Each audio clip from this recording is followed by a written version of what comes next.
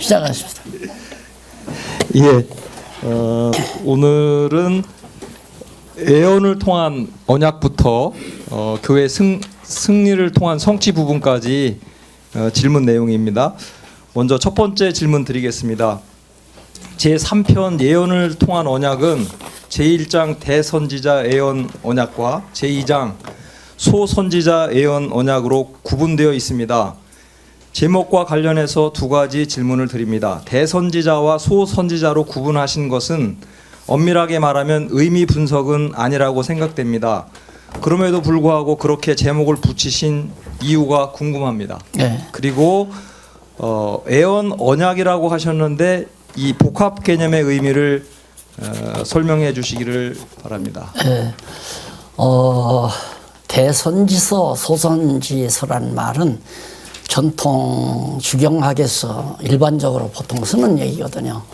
그런데 그렇게 사용한 이유를 내가 이제 이렇게 보면 이사야, 에레미야, 에스겔, 다니엘은 역사적인 수순대로 되어 있어요. 이렇게 역사적인 수순대로. 그런데 호세아서부터 말라기서까지는 역사 수순이 초월해 버려요. 그냥 역사 수순이라기보다도 앞에서 다니엘서가 끝났으면 다니엘서 이후의 역사, 이후의 예언을 해야 하는데 다시 이제 이사야 예언하던 시대 이전으로 올라가기도 하고 기록 연대가 그래요. 그래서 이것을 종합적으로 구조를 짜보려고 하니까 도대체 맞질 않아요. 그 내용 자체도 그렇고. 그래서 이제 일반적으로 사용하는 이제 주경학에서 하는 대로 대선지서, 소선지서를 나누어서 할 수밖에 없다 해서 그렇게 나누어 놓고 정리를 하니까 깔끔하게 정리가 돼서 그렇게 정할 수밖에 없었다는 거. 그래서 이제 이사야서, 선지서, 선지가 예언할 때 소선지자들이 대여섯 명이서 함께 그 시대, 그 시기에, 시대보다도 그 시기에, 시대에 이제 북이스라엘 멸망과 남쪽 유다 멸망에 대한 예언을 그 당시부터 이제 하기 시작하기 때문에 구체적으로 이제 그 대선지서는 뭐 멸망과 회복 이런 식으로 말을 하지 않고 때리시고 싸매신다, 때리시고 싸매신다라고 제목, 때리시고 흩으시고 모으신다 이런 식으로 제목을 붙인 이유는 선지서도 오실 메시아 증거다, 예수 그리스도에 대한 증거다. 그러니까 예수께서 죽으시고 부활하시고 그걸 연상을 하면서 또 선지서 내용 가운데, 대선지서 내용 가운데 그런 내용이 있어가지고 그걸 주제로 삼아서 때리시는 것은 하나님께서 북이스라엘은 멸망을 뜻하는 거고 남쪽 유다는 예를 들어서 징계를 뜻하는 거고 징벌과 징계 이런 차원에서 때리신다 라고 이렇게 말을 하면서 이제 싸매신다는 말은 하나님께서 회복하신다는 말이거든요. 근데 이제 소선지서에 가서 이제 그런 식으로 제목을 붙이려니까 반복이 되잖아요. 계속해서 잘못하면.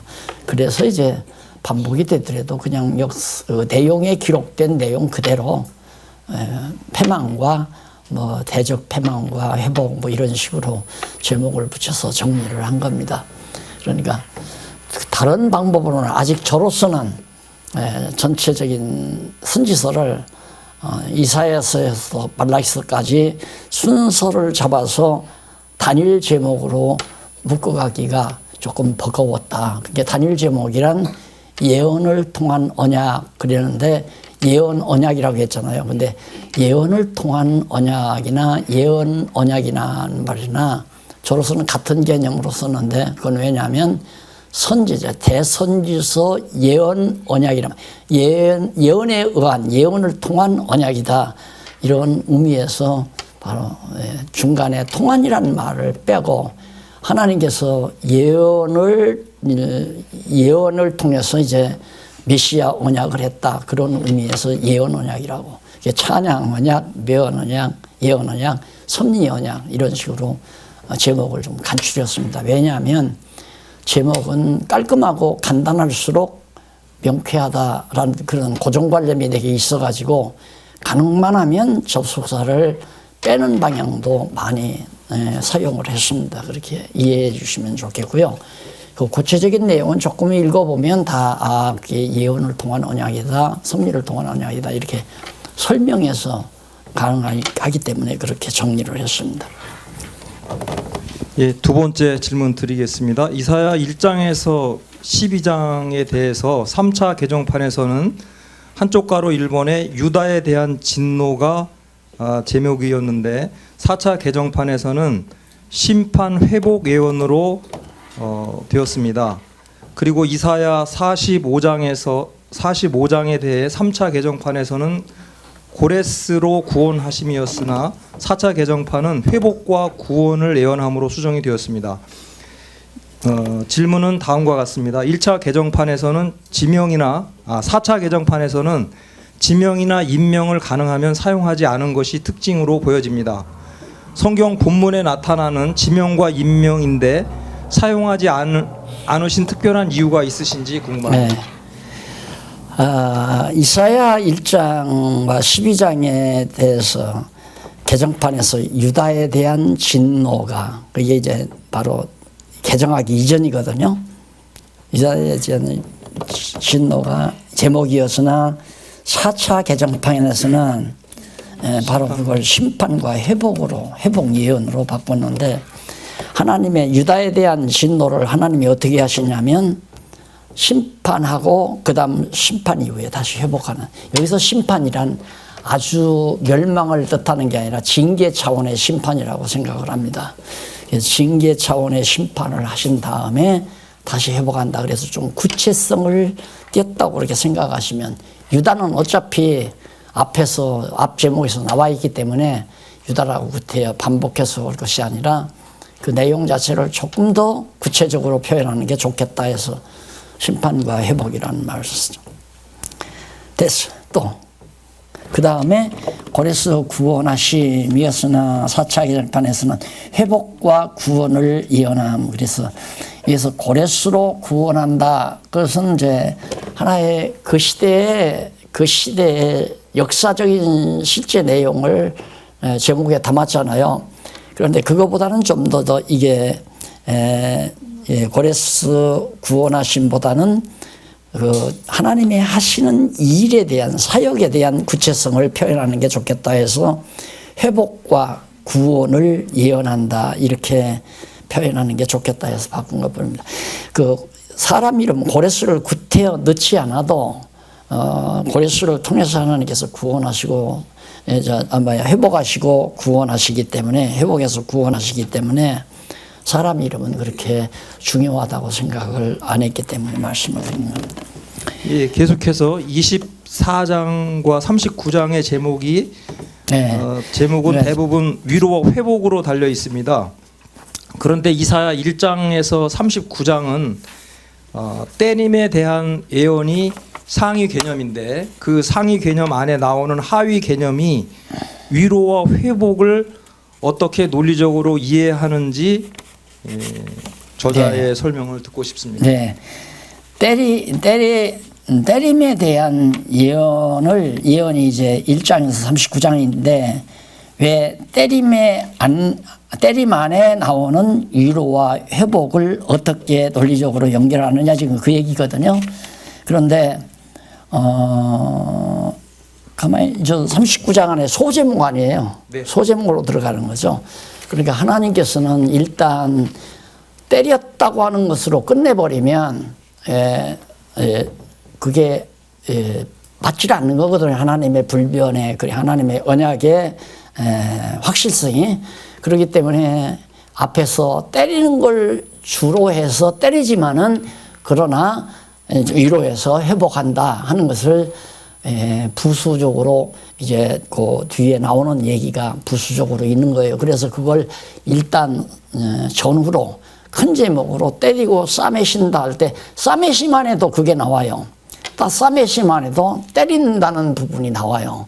그러면 왜냐하면 싸맨다고 하는 말은 때림을 전제로 하는 거고 앞에서 때린다고 하는 것은 또 싸매물 전제로, 싸매물 자, 보증하고 하는 얘기란 말입니다. 그러니까 때린 다음에 그러나 때리기는 하나님이 때리지만 싸맨다 이거고, 그다음 앞에서 뒤에서 이제 싸맨다 할 때 하려고 말씀할 때 싸매기 위해서는 때리는 것이 전제가 돼야 되잖아요. 그러니까 이사야 선지서의 그 내용을 보면 때리고 싸매고 때리고 싸매고 이게 뭐예요? 때리고 싸매고 때리고 싸매고 그러는데 결론은 때리고 싸매는 앞에 때리고 싸매는 때리는 것을 주로 하고, 뒤에 나오는 때리고 싸매는 것은 싸매는 것을 주로 해서 큰 제목으로 때리시고 싸매신다 그렇게 설명을 한 겁니다. 그러니까 하나님께서 싸매시려면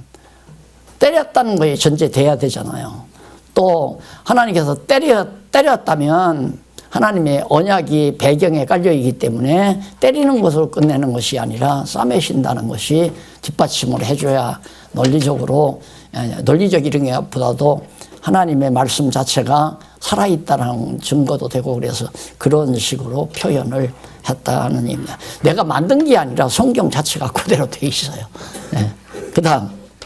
예, 대선지서와 소선지서 의미 분석은 양분이 되어 있습니다. 예를 들면 때리고 싸매심, 뽑으며 심으심, 흩으며 모음, 멸하고 세움, 그리고 패망과 회복으로 크게 양분하여 의미를 나누었습니다. 네. 그 상당히 이제 방대한 부분인데 네. 질문이 어떻게 이렇게 두 가지로 양분해서 구분하실 수 있었는지를 질문하고 있습니다. 네. 아까도 잠깐 말씀드렸지만 선지서도 이미 그래서 요절이 매우 중요해요. 요절이. 예. 성경은 내게 대하여 증거한 것이다. 그리고 예수님이 율법과 시편과 선지가 내게 대하여 증거한 것이다 했을 때 그게 항상 이제 요절로 배경에 깔리면서 성경을 이렇게 선고하기 때문에 선지자들이 이렇게 때리고 싸맨다, 헐고 세우신다 이런 것도 있지만 또 예수님도 돌 하나 돌 위에 돈 놓이지 않겠다 헐어라. 그러면 내가 3일 만에 다시 짓겠다는 말씀에서 성전을 헐고 성전을 다시 세우는 것이나 이 유다 다윗 왕국을 다 멸하고 다시 세우는 모두가 다 그리스도의 죽으심과 부활에 대한 하나의 모형적 사건, 이런 역사적 사건을 통해서 오실 메시아, 죽었다가 부활하실 메시아에 대한 언약의 말씀으로 이게 소화가 되는구나 해서 그런 식으로 이제 정리를 한 거죠. 예, 계속해서 구약의 주제인 여호와의 언약을 설명하는 중요한 개념은 섭리, 찬양, 예언을 통한 언약입니다. 메시아 언약과 관련해서 이 세 가지 개념을 분리하지 않고 간단하게 하나로 연결해서 의미 중심으로 연결시켜 공부할 수 있도록 설명해 주시기를 부탁드리겠습니다. 네, 그러니까 더욱 밀접하게 사용할 수 있도록 서로 섭리와 찬양과 예언이 당연하죠. 하나님께서 역사 섭리를 통하여 하나님 살아계신 게 너무 분명히 드러나잖아요.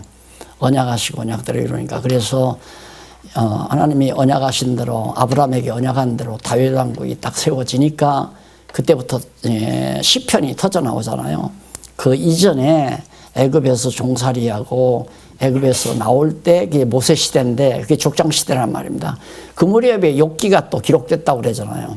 기록됐는데 그 이전에 모세에게 하는 말이 너희 조상 아브라함과 이삭과 야곱에게는 전능의 하나님으로는 계시됐지만은 알려졌지만은 여호와로는 알려주지 않았다. 이 구절이 굉장히 나에게 엄청난 소스를 빛을 진리에 대한 어떤 초점을 잘 저로하여 많이 발견하게끔 만들어 줬어요. 그러니까 하나님이 전능의 하나님으로 계시하시고 그 다음 열조에게 언약하신 대로 언약하신 여호와로는 아직 안 알려줬으니까 여호와로 알려주기 위해서 언약하신 대로 이루겠다. 지금 그 얘기 아닙니까? 그래서 여호와로 계시하기 위해서 언약하시고 언약대로 이루시는구나. 이렇게 이제 정리가 된 거예요. 그러다 보니까 그런 퍼즐들이 자꾸 들어맞는 거예요. 맞아가지고 결국은 다윗 때 와서 아브라함과의 언약이 완전히 이루어지니까 막 찬양이 터져 나와요. 그래서 욥은 이제 모세 시대 남았지만은 시편부터는 다윗 시대, 다윗 왕국이 세워졌을 때 완전히 언약이 이루어진 거죠. 자손도 번창하고 땅도 주고 왕국도 세워지고. 그러니까 이제 바로 시편이 그 논리적 구조가 그냥 바로 이제 막 상상이 되는 거죠. 아, 언약시, 그다음 언약 간구시, 언약 찬양, 언약 성취 찬양시 이렇게 딱 터지면서 아, 하나님의 섭리 과정에서 언약하신 그 언약대로 이루어지는 그 섭리는 우리로 하여금 찬양이 일어나게 여호와 하나님을 찬양하게 하시고 여호와 하나님을 찬양할 뿐만 아니라 앞으로의 역사도 언약대로 이루어진다는 것을 예감할 수 있잖아요. 그게 바로 선지자의 예언으로 나오는 거거든요. 그래서 섭리, 찬양, 예언이라고 하는 것은 아주 매끄럽게 잘 연결이 돼요. 그러니까 내가 가끔 그러잖아요. 앞으로 이스라엘 민족이 민족적으로 돌아온다. 성경에도 물론 나와 있지만 그러기 위해서는 바로 이 아스야권의 셈의 시대가 온다. 그 셈의 시대에 여호와 찬양하는 하나님의 놀라운 섭리가 역사하신다. 이런 얘기가 언약대로 이루시는 하나님의 섭리를 보고 물론 여호와 하나님을 찬양도 하지만 여호와 하나님께서 언약한 대로 앞으로의 역사도 그렇게 이끌어가고 오늘 또 요한계시록을 제가 강의했지만 이것도 하나의 예언이란 말입니다. 내가 특별히 어떤 예언을 안 하더라도 그런 예언의 역사는 당연히 나오는 거죠. 하나님께서 지혜를 줘서 예언은 그러니까 된 일에 대한 소개죠. 예언서를 보면 이렇게 나눠요. 과거, 현재, 현재, 미래란 말입니다. 과거를 얘기하면 섭리를 해설하는 거죠. 여기서 이제 사관이 열려요. 역사관. 아하, 역사를 이렇게 보면 되겠구나. 모든 역사가 대한민국의 역사도 마찬가지고 동양사도 마찬가지고 서양사도 마찬가지고 지나간 역사를 하나님께서 여차여차 해오셨다. 그래서 오늘 이 현실이 이렇게 돼 있는 거다. 그러니까 오늘의 이 현실도 여호와 하나님이 주관하신다. 그러면 오늘의 현실만이 아니라 앞으로 다가올 미래도 하나님의 정하신 뜻대로 이루어진다고 하는 것을 말할 수 있잖아요. 이걸 바로 예언이라고 그러잖아요. 예언. 과거의 이 역사를 설명하는 건 교훈이죠. 교훈. 현재 이걸 현재까지 이렇게 하나님께서 언약하시고 언약대로 이루어서 오늘 봐라. 우리가 지금 다윗 왕국을 이루지 않았느냐. 우리가 지금 가나안 땅 들어왔다. 이것이 하나님께서 열적에 언약하신 대로 가나안에 와 있는 거다. 그렇게 얘기하면서 우리는 모세가 예언한 대로 앞으로 우리가 부유하고 잘 먹고 잘 살 때에 여호와 하나님 버리게 된다. 이걸 얘기하는 게 이제 예언 아니에요.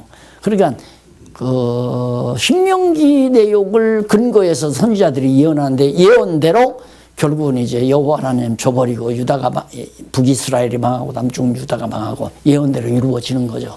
그리고 이루어지기 전에 말하면 예언이고 이루어진 다음에는 교훈이고 봐라 맞다. 여호와를 가르쳐 주는 여호와께서 그렇게 하셨다. 살아계시다. 이게 교훈이에요. 교훈의 목적은 여호와 경외하기를 가르치는 지혜를 얻게 하기 위해서 교훈하는 거거든요. 그러니까 성경을 공부하는 것은 여호와 경외하기를 배우게 하려는 거라고 내가 목적을 정해놓잖아요. 왜 사는가? 왜 이 세상에 왔나?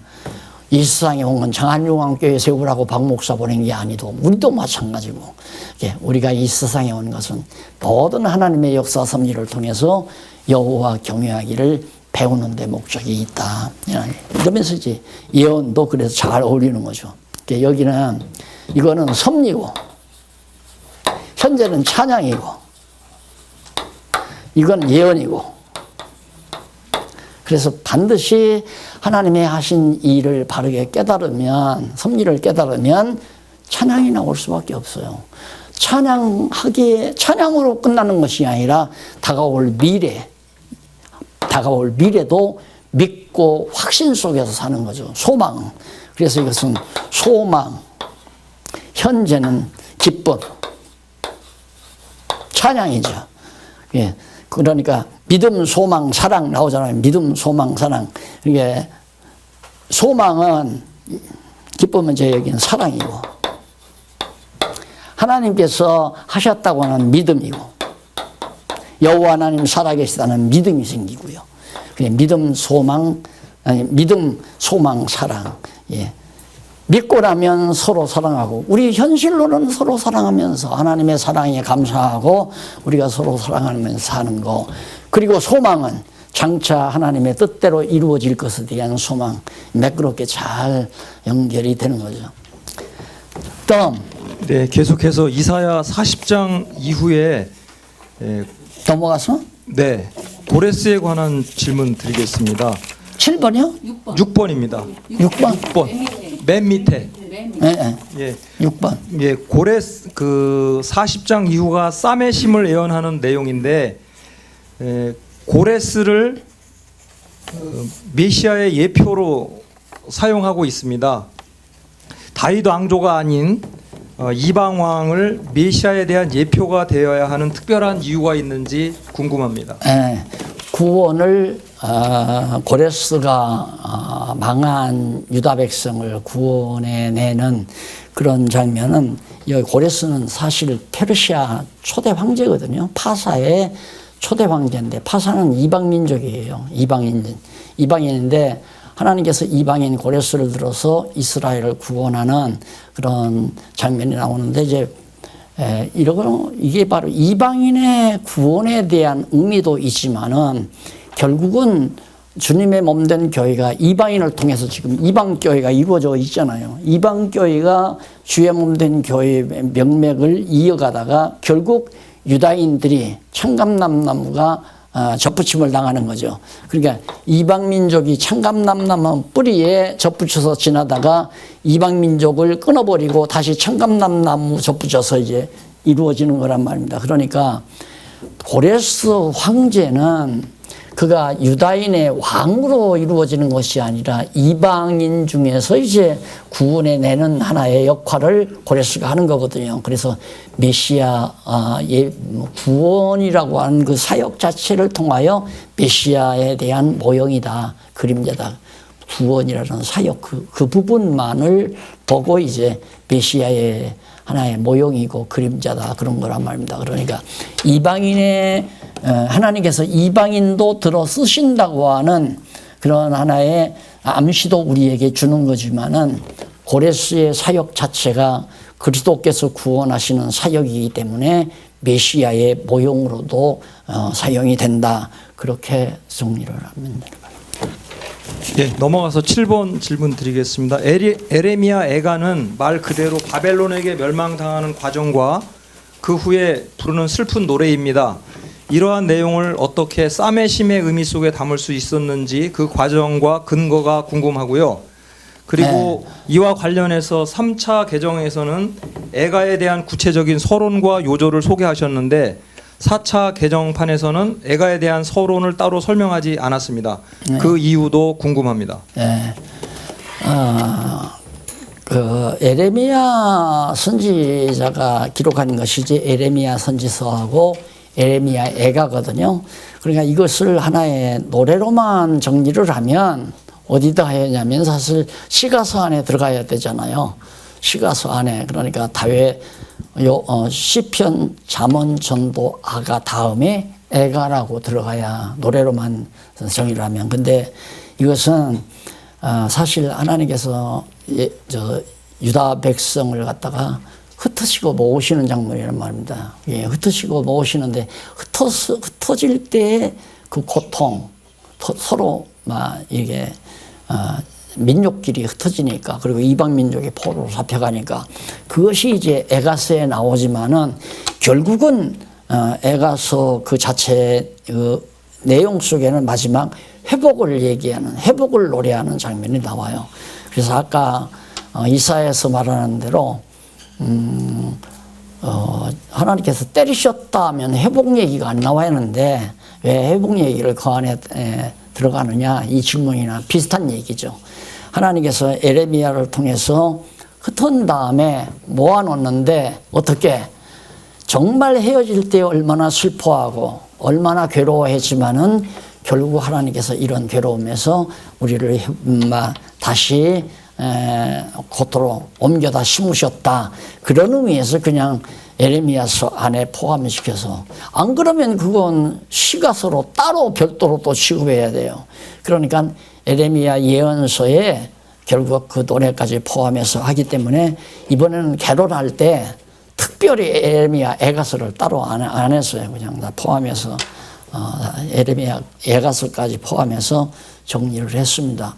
개론이니까 그렇게 하는 것이 좋겠다 해서 그렇게 했고, 고린도 전후서도 또 디모데 전후서, 이 전후서, 사무엘상하, 열왕기상하 이거 다 하나로 다 묶어서 했잖아요. 그런 것처럼 에레미야도 애가서하고 같이 묶었다 그렇게 했습니다. 예, 그 다음에 8번 질문 드리겠습니다. 에스겔 25장부터 39장까지 특징은 동그라미 번호 아래 성경 본문 한 장을 한 줄로 요약하신 내용들이 있습니다. 긴 본문 내용을 한 줄에 몇 단어로 요약하는 원칙과 비결이 무엇인지 매우 궁금합니다. 네. 아마 그 부분만 읽으면 참 힘들 거예요. 그러니까 단마디 주제 뽑는다는 게. 그런데 이제 앞으로도 이제 그거 나오겠지만은 전체 흐름을 알다가 보면 그 한 장이라도 딱 읽으면 이건 요 부분이라고 하는 게 딱 드러나요. 그렇기 때문에 그렇게 해서 잡아가는 거죠. 그 잡아가는 구체적인 방법은 뒤에 나오더라고요. 그때가 설명을 들어가고. 네. 예, 이어서 에스겔 44장에는 한쪽 가로 1번 회복될 성전의 모습, 45장에서 48장에는 양쪽 가로 2번 회복될 땅의 분배 내용이 나옵니다. 그런데 솔로몬 성전보다 규모가 5배 더 큰 이 성전은 유다가 돌아와서 지은 바벨론 성전과도 다르고 스룹바벨 성전과도 다르며 그 후에 그대로 지어진 바가 없습니다. 그리고 땅도 북이스라엘이 이미 망했기 때문에 역사적으로 12지파에게 그대로 분배된 적이 없습니다. 그런데 장차 오실 메시아의 천국과 관련해서 에스겔에서 보여준 회복될 성전과 회복될 땅의 의미의 중요성은 무엇인지 알고 싶습니다. 네. 다 여기 뭐 설명이 나왔네요. 장차 오실 메시아의 천국과. 근데 결국은 아담에게 언약한 것이 그리스도를 통해서 이루어지잖아요. 이루어지는데 예수가 하나님의 아들 그리스도, 우리 메시아요, 만왕의 왕이시요, 온 우주의 머리시다, 주인이시다. 이게 이제 그리스도에 대한 하나의 신분인데, 거기 에스겔서에 나오는 성전 모습은 이 땅에서 이루어질 게 아니에요. 이 땅에서. 그러니까 이 땅에서 그 성전이 이루어졌다면 에스겔에게 주어진 척수대로 모양대로 그대로 이루어졌어야 되거든요. 이루어져야 되는데 이 땅들은, 이 땅이나 성전은 장차 그리스도를 통해서 이루실 영원한 성전에 대한 하나의 상징적 표현이라고 그렇게 이해를 하시면 틀림이 없습니다. 그러니까 그 성전은 지금 지어져 가고 있는 거죠. 그 땅도 지금 정복해져 가고 있는 거고, 이게 모형적으로는 가나안 땅, 이스라엘 유다 땅의 위치라고 그렇게 말을 하지만은 그것이 바로 장차 우리가 정령하고 살아야 될 새하늘과 새 땅에 대한 하나의 모형이니까, 그렇게 에스겔서를 받아들이면 그게 바로 이제 다니엘서와 바로 연결되잖아요. 다니엘서는 세상 나라 다 멸하고 하나님 나라 세우신다. 지금 세상 나라 멸해가는 과정이란 말입니다. 그리고 세상 나라 멸해가는 과정이고 하나님 나라가 점점 세워져 나가는 과정이고, 그러니까 지금 그런 과정에서 바로 에스겔서에 나오는 장차 완벽하게 이루어질 하나님 나라에 대한 상징적 묘사라고 그렇게 이해를 하고 소화를 하시면 됩니다.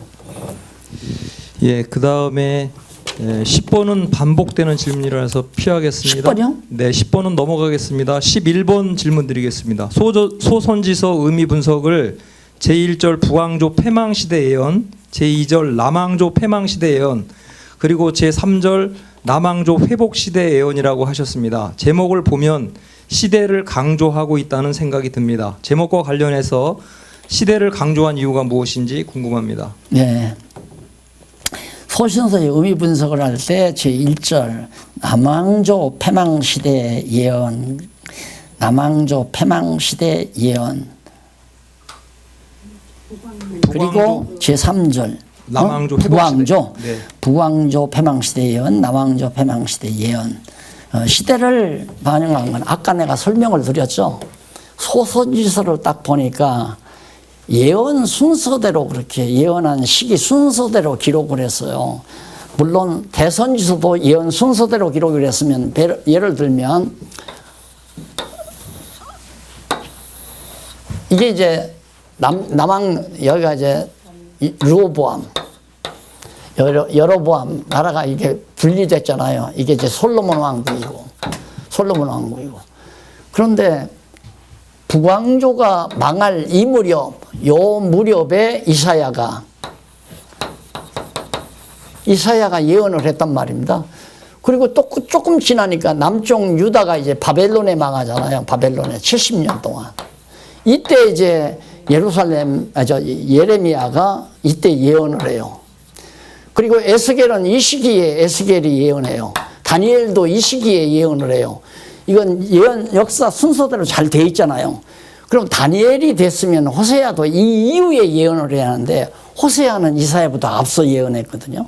그런데 그대로 호세아, 요엘, 아모스, 오바댜, 요나, 미가가 바로 이사야 이 시대 무렵에 이사야 선지자하고 함께 나타나서 예언한 자들이란 말입니다. 그리고 그 나머지는 에레미야 때, 그 나머지는 에스겔, 포로 시대, 그 나머지는 회복 시대, 이렇게 역사적인 순서가 진행됐다가 다시 원위치로 올라가서 소선지서부터 진행이 되니까 이걸 어떻게 정리할 수가 없단 말입니다. 그래서 만약에 하려면 이거 성경에 이 게시된 거 말고 그냥 때리시고 싸매시고 이 부분에다 넣어서 이것도 해결하고 이것도 해결하면 딱 좋겠는데 그러면 성경 이걸 다 순서를 다 엇박자로 맞춰야 되잖아요. 그건 너무 무리다 싶어가지고 그래서 따로 뽑아가지고 시대를 그래서 북왕조 패망시대에 예레미야를 비롯해서 소선지자들이 겸해서 했고 남왕조 패망시대에 예레미야를 중심으로 해서 예언을 했고 포로 시대에 이제 에스겔 선지자나 다니엘 선지자를 중심해서 예언했고 그다음 회복 시대 바벨론에서 포로에서 돌아와서 회복 시대에 이제 예언을 했다. 그렇게 해서 이제 시대를 그래서 정해가지고 그 의미를 이제 삽입해서 설명을 한 거죠. 내가 볼 땐 뭐 이렇게 하는 수밖에 없지 않나. 다른 방법은 없지 않나 싶어요. 네, 또. 네, 계속해서 학계 스가랴에 관한 질문 드리겠습니다. 이거 문제 누가 냈어요? 양 장로님이 냈지? 아닙니다. 그 3차 개정판에서 여호와 전 회복 예언이 어디 몇 번이요? 몇 번? 12번입니다. 12번 맨 밑에. 12번? 네. 네. 3차 개정판에서는 여호와의 전 회복 예언이었는데 4차 개정판은 성전과 시온 회복으로 개정이 되었습니다. 특히 스가랴 7장에서 14장은 양쪽 가로의 의미가 4차 개정판에서 달라진 것이 없는데도 상위 제목이 말씀으로 전 회복 예언에서 시온의 회복 예언으로 개정이 되었습니다. 이 개념들은 사실 본문에 등장하는 개념입니다. 어떤 의미를 강조하고자 특별히 시온이라는 개념을 사용하신 것인지 궁금합니다. 내가 이제 이걸 쓰다 보면 에레미야 때 맞아요. 여기 있어, 맞아. 에레미야 예언이 아니라 예레미야. 에레미야 선지자 때 성전이 헐리잖아요. 그렇죠? 성전이 헐리니까 회복도 성전이 다시 지어지는 것만을 이제 얘기해서 여호와의 전이 회복 이렇게 했는데 사실 성전만 회복하는 게 아니라 시온이 회복이 돼요. 예루살렘 성이. 그래서 성곽까지 다시 쌓죠. 성전도 짓지만 여호와의 전도 짓지만 그 밖에 예루살렘 성곽도 다 해서 시온성이 회복이 돼요. 그게 중대한 사건인데 그걸 시온이라는 말이 빠져가지고 그래서 여호와의 전, 성전하면 여호와의 전이 너무 분명하니까 그렇게 중대한 내용을 빼고 여호와의 이름만, 여호와의 이름은 넣어도 안 넣어도 다 있는 거니까 그래서 여호와의 전인 이걸 바꿔서 성전과 시온 회복 그렇게 정리를 한 거죠. 네. 더 잘 된 거야. 네, 감사합니다. 이어서 신약 부분 질문 드리겠습니다. 신약 성경에 대한 이해는 포괄적 의미가 있다는 걸로 생각하시면 돼요. 성전만 하면 성전뿐이지만 시온인을까지 하면 성벽까지 다 포함돼요. 그다음 그다음에 신약 성경에 대한 이해는 현대 신학의 혼돈 상황입니다. 역사 비평학자들은 신약 성경의 7, 8곳만 기자가 확인됨으로 문헌으로 인정하고 다른 기록들은 문헌 자체를 부정하고 있습니다. 이러한 참담하고 답답한 상황에서 저자의 성경의 논리적 통일성이 확정된 것은 너무 중요한 사건이라고 생각합니다. 이러한 맥락에서 신학의 논리적 통일성과 관련된 질문을 드리겠습니다.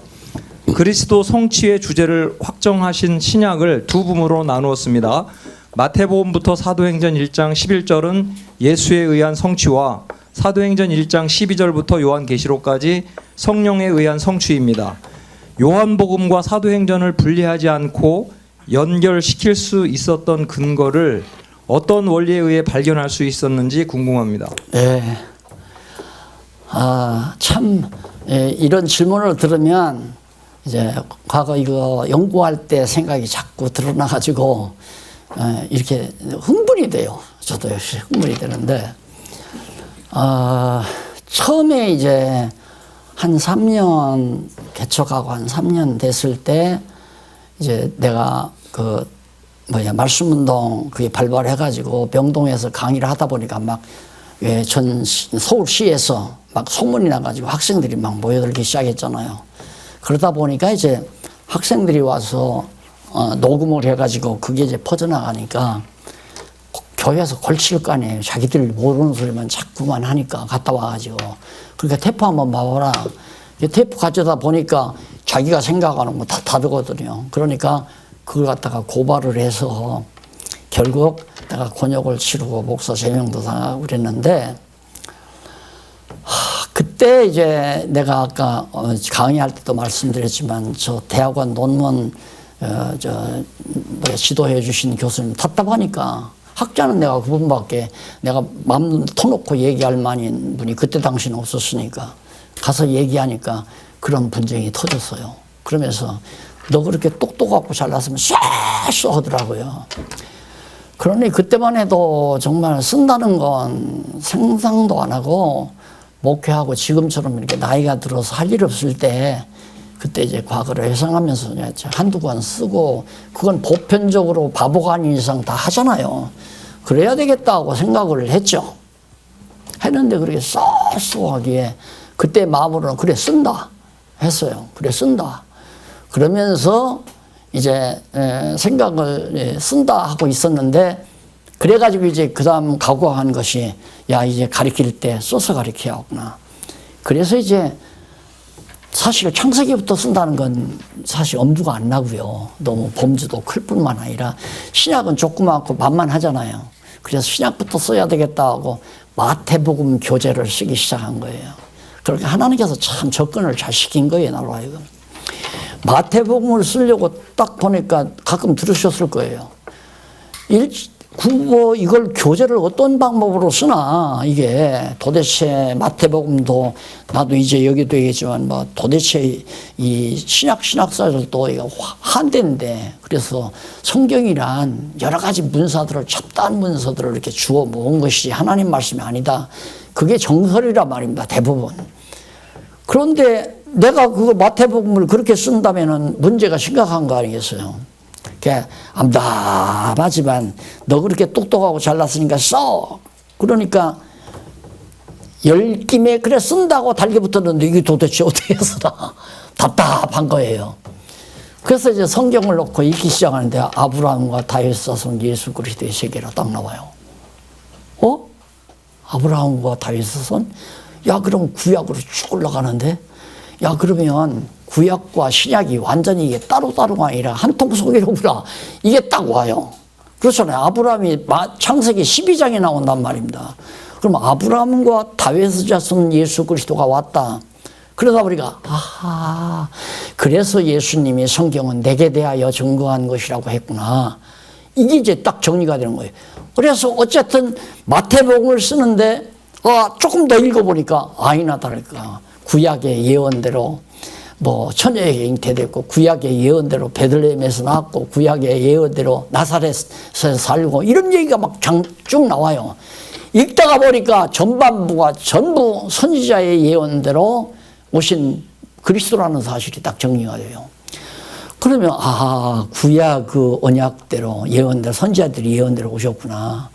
그러면 오신 예수 그리스도가 하신 일이 뭔가 하고 쭉 읽는데 보니까 율법을 갖다가 이제 하나하나 설명하면서 이것이 율법과 선지자의 대강령이네 이런 말이 나오고 이거 봐라.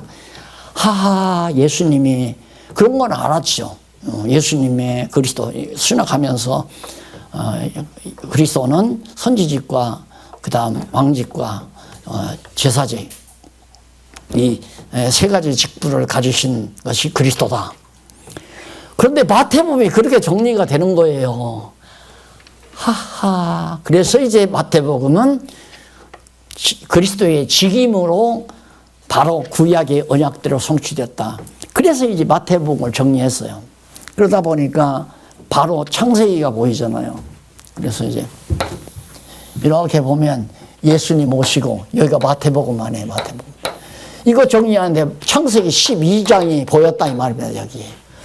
그리고 딱 그리스도 예수 그리스도가 마태복음에 세 가지 직임을 가지신 바로 그리스도다. 이게 증거됐다면 완전히 그 마태복음이 뒤죽박죽이거든요. 역사적으로는 예수님이 3년 동안 사신 생애 그 시기적으로는 완전히 뒤에 행하신 일이 앞으로 오고 앞으로 행한 일이 뒤로 가고 이게 다 이제 학교 다니면서 다 알았던 얘기 아니에요. 그러니까 나도 답답한 거예요. 왜 그렇게 뒤죽박죽 왔다 갔다. 우리 대학 시절에 소위 학장 노릇하신 분은 그걸 갖다가 각 사복음을 갖다가 역사적인 순서로 이렇게 끼웠더라고요. 끼워서 책을 썼어요. 그게 사복음서 연구해가지고 박사학위를 받았더라고요. 그래 내가 그걸 보면서 이 책이 참 잘 쓴 것이로구나.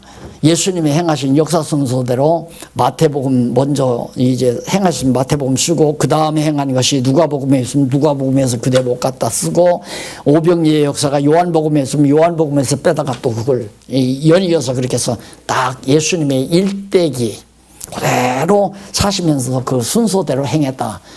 그게 박사학위 논문이에요. 그래서 난 그때는 참 그게 잘 썼다. 그럼 잘 썼으면 마태복음은 잘못 쓴 거고 이제 정신이 나는 거예요. 그때야. 그리고 마태복음은 잘못 썼고 마가도 잘못 썼고 누가도 잘못 썼고 누가는 그래도 순서대로 좀 썼어요. 요한도 잘못 썼고 그건 아닐 텐데 성령께서 무슨 의도가 있어서 분명히 이렇게 썼을 것이다. 그래놓고는 이제 창세기로 올라와서 창세기가 이거 써놓고는 직임을 통해서 그리스도 직임을 통해서 정말 그리스도임을 증거하는 내용이다. 그럼 그리스도를 왜 증거하는가? 아까 말한 대로 여호와 언약대로 이루시는 여호와임을 계시하기 위해서 이제 그런 것들이 이제 하나하나 이렇게 부분적으로 끼워 맞춰지는 거예요. 퍼즐처럼. 그래서 창세기를 또 썼었죠. 창세기 쪽 교재, 각 본마다 이렇게 교재를 쓴 거예요. 자세히 읽어보니까 이미 이게 열렸잖아요. 창세기로부터 구약은 메시아 증거다. 그리스도 언약하시고 언약 내용이다. 그러고서 보니까 이제 창세기를 보니까 그렇게 돼요. 첫 아담, 마지막 아담 이제 그건 많이 읽었으니까 알잖아요. 그래서 바울이 그래서 마지막 아담이라고 했고 첫 아담이라고, 이거 완전히 하나의 줄기가 있구나. 그러다 보니까 오 주여 어서 오시옵소서 하고 그리스도가 최종적으로 재림하시는 장면까지 보니까 여기 쓰고 나니까 요한계시록이 보여요. 그래서 마태복음 교재 쓰고 창세기 교재 쓰고 바로 요한계시록 교재를 썼죠. 그리고 나니까 이 선이, 이 금이 쫙 그어져요. 맥을 알았다 이 말입니다. 그러다 보니까 그다음 뭐 출애굽기 이 선에 올려놓고 쓰면 막 그냥 관통이 돼. 쭉쭉쭉쭉. 그다음부터는 쓰기가 참 쉬웠는데 제일 어려운 것이 요한복음이었죠. 요한복음을 제일 나중에 썼어요. 도대체 요한복음은 그리스도의 무엇을 증거하는 건가? 여기서는 직임을 증거했다 하니까 그러면 직임을 증거했다. 그러고서 마가복음 보니까 거기는 신분이에요. 하나님의 아들이라느니 무슨 뭐 구속주라느니 이런 신분이 나와요.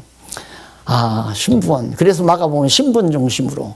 누가복음은 딱 보니까 예수님이 이 세상에 태어나서 하신 이 일을 차근차근 썼어요. 사역이구나. 사역 중심으로. 근데 요한복음은 도대체 뭔지를 모르겠어요. 그래서 이걸 요한복음을 세 파트로 나눠보기도 하고 네 파트로 나눠보기도 하고 도대체가 안 나타나요. 다 썼는데 요한복음이 못 쓰겠어요.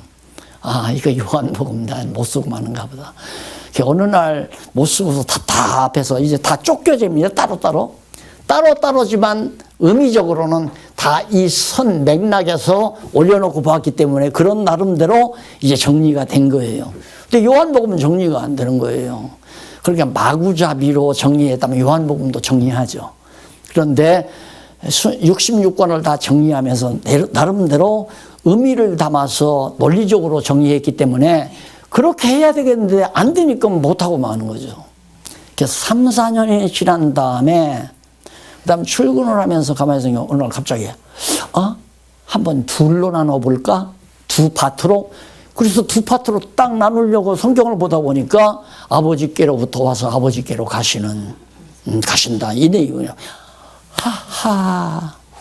예수님은 원래 하나님이셨는데 육신을 입고 이 땅에 말씀이 육신이 되어 이 땅에 오셨다가 다시 하나님께로 가시는 신성. 그래서 본성이란 말을. 본성이라는 게 신성이거든요. 하나님이란 말입니다. 그런데 기독론에서 이게 얼마나 큰 아주 중요한 문제인지 굉장히 중요합니다. 기독론에서도. 그러니까 신학을 하면서 신학의 문제점을 알아보니까 이게 이제 교환을 쓰면서 전부 문제점들이 다 풀리는 거예요. 그래서 전체 이제 교재가 다 나왔잖아요. 각쪽 교재가. 놓고 나니까 이거 이제 완전히 융단 처리할 수 있겠다 싶어요. 맥은 통하니까 연결이 되니까 하나의 융단처럼 쭉 이어질 수 있겠다 이 말이에요. 이어질 수. 이렇게 하나로. 그래서 그 작업을 한 것이 참 의미 분석 성경 개론이라고 책으로 나온 거예요. 한 권의 책으로. 그래서 사이사이를 살짝 이렇게 연결을 해서 붙여가지고 이렇게 해서 하나의 조각조각 손수건처럼 조각조각한 배들을 이걸 쫙 연결해서 한 틀로 만들어 놓은 거죠. 그러다 보니까 이제 성경이 자꾸자꾸 깊이 정리가 되잖아요. 그래서 2판, 3판, 이번에 4판 나왔는데 4판 나오면서 또 문구를 가다듬고 해서 여기까지 온 겁니다. 그러니까 사실 마태복음 1장 1절이 나를 살려놓은 거예요. 마태복음 1장 1절이. 그리고 기억난 것이 성경은 그 당시에 예수님은 성경은 이게 성경이거든. 구약이. 내게 대하여 예수님께 대하여 증거한 것이다. 그러니까 구약을 어느 성경을 보든지 이 그리스도에 대해 관련해서 풀면 너무너무 분명하게 확실하게 다 풀린다 이 말입니다. 확실하게. 그래서 이제 쪽교재로 했다가 연 이어가는 것도 쉽잖아요. 다 맥이 통하니까. 이것도 마찬가지고. 그래서 정리를 했어요. 그러니까 결국은 연구 방법이 연역 방법이었어요. 연역 방법. 특이하죠. 원래 모든 연구 방법은 귀납 방법이에요. 예를 들면 이거 하나 있잖아요. 이것이 도대체 무엇일까?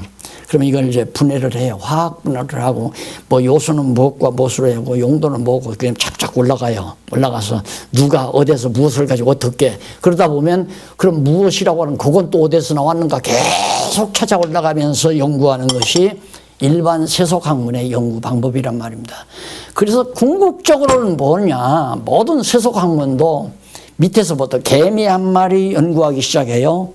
또 암균, 세균 하나를 연구하기 시작해요. 그거 연구하다 보면 그것의 근원으로 자꾸 찾아서 올라가다 보면 도대체 마지막에는 설명할 수 없으니까 가정을 해서 가설로 이 세상 물질이라는 게 전부 700만 년 전에 7억 년 전에 뭐가 하나 폭발을 해가지고 그것이 우주 공간에다 퍼져서 별이 되고 지구가 되고 태양이 되고 이따 소리 하고 죽었잖아요. 잘났다는 사람이.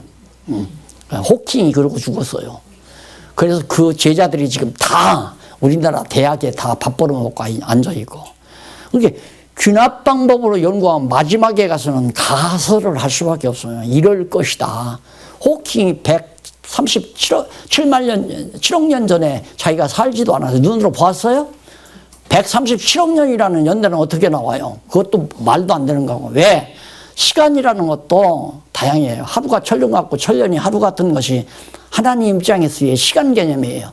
그런데 이걸 24시간이라고 규정해 놓고 그걸 환산해서 137억 년 이전이라고 그런 소리를 요즘 과학자들이 다 보통 진리처럼 사용해 먹잖아요. 그러니까 어리숙한 많은 사람들은 그냥 거기에 다 넘어가 버리고 유혹돼 버리고.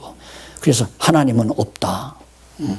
결국은 하나님이 있느냐 없느냐로 이끌어서 결국은 그게 설명이 돼야 개미 한 마리도 설명이 되고 세균도 설명이 되고 공중에 나는 새도 이름 모를 풀들도 다 설명이 가능하단 말입니다. 하나님이 존재해야. 그래서 그에 의해서 하나님에 의해서 살며 기동하며 있느니라. 이게 이제 확 정리돼 가지고 완벽하게 돼야 하는데 귀납 방법은 한계가 딱 부딪혀 있어요. 모르면서도 하나님은 없다. 그냥 그 물질이 진화가 돼 가지고 결국에는 오늘날 인간 모습으로 이렇게 됐기 때문에 앞으로도 인간이 진화가 된다. 진화가 되는데 지금 인간보다도 어떤 인간이 올지는 정말 궁금하다. 확실히 진화된다 이거예요. 그걸 진화로 보는 거죠. 저는 진화가 아니고 변화라고 보는 거예요. 변화. 인간이 변화해요. 자꾸 변해요. 그 본질은 똑같지만은 이게 선배들이 닦아놓은 기초 위에다가 또 머리가, 이 육신의 머리가 있으니까 또 발전해, 또 올려요. 요즘에 제가 텔레비를 보다 보면 그런 게 나와요. 인간들이 만든 AI, 그러니까 로봇들이 서로 전쟁하는 거. 그 짓을 이제 인간이 할 거거든요. 앞으로는 인간이 투구 쓰고 군복 입고 전쟁 안 해요. 인간이 만든 그냥 로봇들을 통해서 그건 핵폭탄에도 안 죽고 뭘로도 죽일 수가 없는 그런 존재 만들어서 한번 띄어버리면 다 잡아먹는 다 어떤 것도 영화에도 나오잖아요. 그게 인간의 지식으로 만들어낸단 말입니다. 그런 것들을 물질 세계에서. 왜? 하나님 창조 원리를 이용해서 하는 거거든요.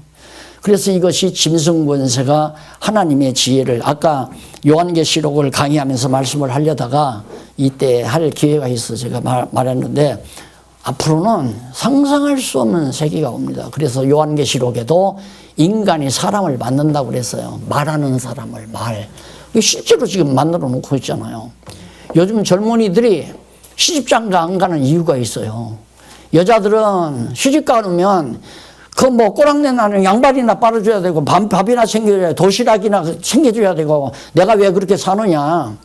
차라리 돈 벌어서 정말 다정한 로봇도 하나 사서 살면 오늘 수고했어요. 아니에요. 제가 뭘 수고해요. 오늘 직장에 가서 수고 많이 하고 오셨어요. 그리고 다 말대고 대화다 하는데 그놈이 훨씬 낫다 이거예요.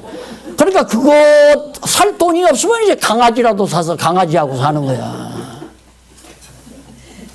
세상이 이걸 갖다가 진화라고 하는 거예요. 바보 같은 인간들이. 진화가 아니고 변화예요. 변화. 그러니까 하나님을 설명하는데 하나님을 찾아서 가서 못 보니까 모르니까 결국에는 모른다고 죽고 없다라고 하고 죽잖아요. 이게 세상 학문은 다 거짓말이고 사기예요. 그런데 저는 놀랍게도 다행스럽게 성경을 통해서 귀납 방법이 아닌 연역 방법을 찾게 된 거예요. 먼저 원인부터 확실하게 알아놓고 설명을 하다 보니까 모든 게 설명 안 될 게 없잖아요. 지금도 쓰면 엄청난 책을 쓸 수 있죠. 뭐라도 다. 그런데 솔로몬이 얘기했더라고요. 여호와 하나님 경외하기를 알면 책을 많이 쓰고 연구를 많이 하는 건 몸만 피곤케 하느니라. 그래서 아이고 제발 이제 더 쓰고도 싶지도 않고 그냥 여호와 하나님 경외하면서 함께 찬양하고 기쁘고 즐겁게 우리 믿는 거 하는 것 같은 성도들끼리 즐거워하면서 여호와 하나님 경외하며 살고 싶지. 자꾸 이 책을 쓰면 벌써 책 하나 다시 냈다면 주변에서 뭐라 책 팔아먹으려고 책 썼다 이 얘기가 바로 귀로 들어와요. 바로. 그래서 아유 그런 머리통밖에는 없으니까 진리를 어떻게 알겠나. 아니 세상에 돈 벌 일이 없어서 책 팔아서 돈 벌려고. 요즘 책 팔아서 돈 벌 사람이 어디 있어요. 못 벌어요. 예. 업적 자기의 이제 교수할 사람들 학위딸 사람들이 나는 이렇게 책을 냈습니다 하고 자기의 어떤 경력을 만들기 위해서 책을 쓰지만 정말 인간들이 누구나가 막 대중들이 막 수십만 권 팔리는 그런 책을 써야 돈벌이가 되죠. 한 번 딱 쓰면 막 10만 권 나갔다 20만 권 나갔다 재벌 되죠. 그렇게 되면. 근데 나는 책 한 권 써서 그저 기천권 내놓으면 뭐 10년 가야 다 팔리고요. 어떤 건 20년 가야 다 팔리고. 그래가지고 무슨 돈을 벌어요. 말라요. 됐어요? 너무 잔소리가 많았던 것 같아요. 네, 계속해서 질문. 이제 그다음 묻지 말라고 지금 다 얘기한 거야. 물어봐요. 예, 그 다음에 그 개론 서론 부분에서 주제 몇 번이요? 예, 2번입니다. 2번? 네, 개론 서론 부분에서 네. 주제와 요절을 정리를 하셨습니다. 그러면 그 주제와 요절이 어떻게 관련이 되는지 궁금하고요. 3번까지 연결해서 질문 드리겠습니다. 그리고 또 그 각 주제들이 어떻게 논리적으로 연결성이 있는지 궁금합니다. 네. 그 주제 이게 그것도 참 쉬운 거예요. 왜 그걸 귀납적으로 했다면 찾기 힘들죠. 생각해 보세요. 창세기 전체 내용 속에서 바로 언약의 여호와의 언약 이렇게 제목이 나온다는 건 그건 거의 불가능한 거예요. 어렵단 말입니다. 그런데 이게 이제 바로 예수님께서 아브라함과 다윗 자손 예수 그리스도의 세계라. 예, 첫 아담, 둘째 아담 하니까 아하, 구약은 언약이고 신약은 성취다. 이건 뭐 본래부터 다 있는 얘기 아니에요. 구약은 언약이고 신약은 성취다. 이건 일반 성경학에서도 그건 보통 얘기해요. 신구약을 얘기할 때. 그러니까 아, 구약에는 그리스도 언약이고 신약에는 그리스도 성취로구나. 이것이 너무도 명쾌해지니까 그 방법대로 이 사복음도 이제 그 원리하에서 읽다가 보니까 그게 보인다 이 말입니다. 이게 딱. 그러니까 결국은 이제 마태복음에서는 이 신약 전체를 감싸고 있는 마태복음 1장 1절을 주제로 할 수밖에 없고요. 마가복음에서는 신분이니까 이게 나왔단 말이에요. 신분이라는 게. 그러니까 신분에 합당한 요절이 뭔가 성경을 읽다 보면 딱 나와요. 그래서 뽑아 적히고 사역 이건 예수님이 나서부터 죽을 때 승천하실 때까지의 이 내용을 역사적으로 쭉 기록한 거기 때문에 이 땅 위에 육신으로 오셔서 하신 일이 뭔가. 그래서 그 사역에 관한 내용을 요절로 하나 뽑고 그다음 본성은 아까 말씀드린 대로 아버지께로부터 와서 아버지께로 가셨다. 이런 내용들로 이제 본성 요절을 뽑는 거죠. 요절 속에는 바로 그 주제가 함유되어 있어요. 의미적으로.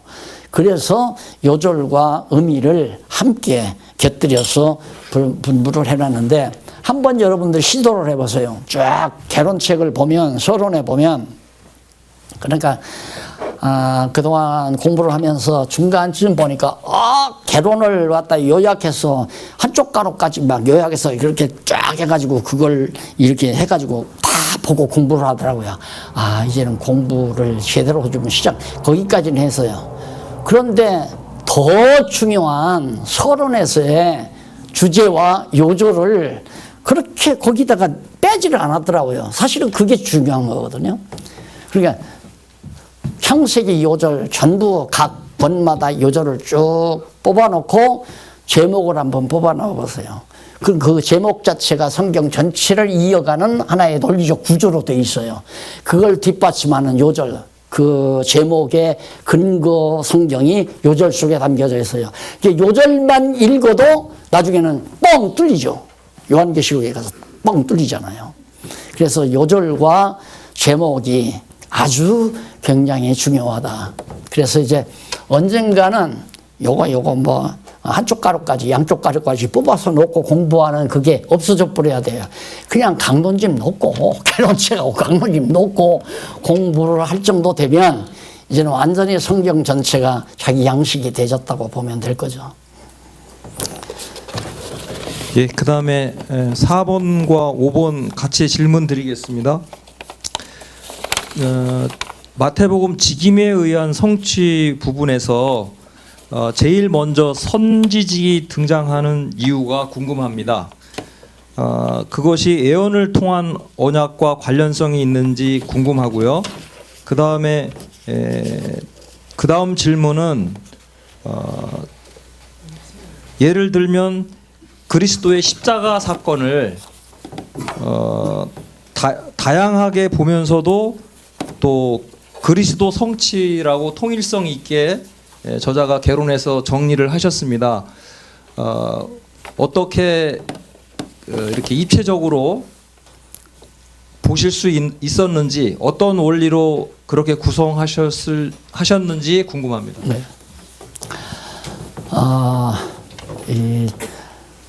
그 복음서가 아까 처음에 신약 처음에 나올 때 신학자들이, 성경 신학자들이 또 신약학자들이 참 골치 아픈 이유가 지금 질문한 내용 속에 나와 있거든요. 못 풀어요. 천하부서도 못 풀어요. 이 말은 나는 풀었다 하기 위해서가 아니라 성령의 조명이 없이는 불가능하단 말입니다. 아브라함과 다윗의 자손이라는 말 한 권만 읽었나요? 제가 성경을 읽어야 내 살 길이 열리는가 보다 해서 그냥 10대 후반부터 성경을 봤으니까 성경을 봐야 되겠는데 돈이 없으니까 성경 못 보잖아요. 근데 도시에 가서 취직해서 계신 두 번째 형님이 중학교 졸업한 다음에 딱 선물 하나 보냈는데 영한 신약 성경을 하나, 한쪽에는 영어하고 한쪽에는 한글하고 얼마나 좋았는지 그걸 끌어안고 밤새껏 잠자면서 끌어안고 잤어요. 너무 좋았어. 영어도 그렇게 잘 못하지만은 내가 요한복음부터 영어를 다 해요. In the beginning is 하면서 쫙 영어로 막 외우고 또 성경을 보고 그러면서 마태복음도 보고 이거 다 했는데 그때는 안 보였냐 이 말이에요. 그게. 근데 왜 안 보였느냐. 뭐가 문제인지를 몰랐던 거예요. 도대체 뭐가 문제.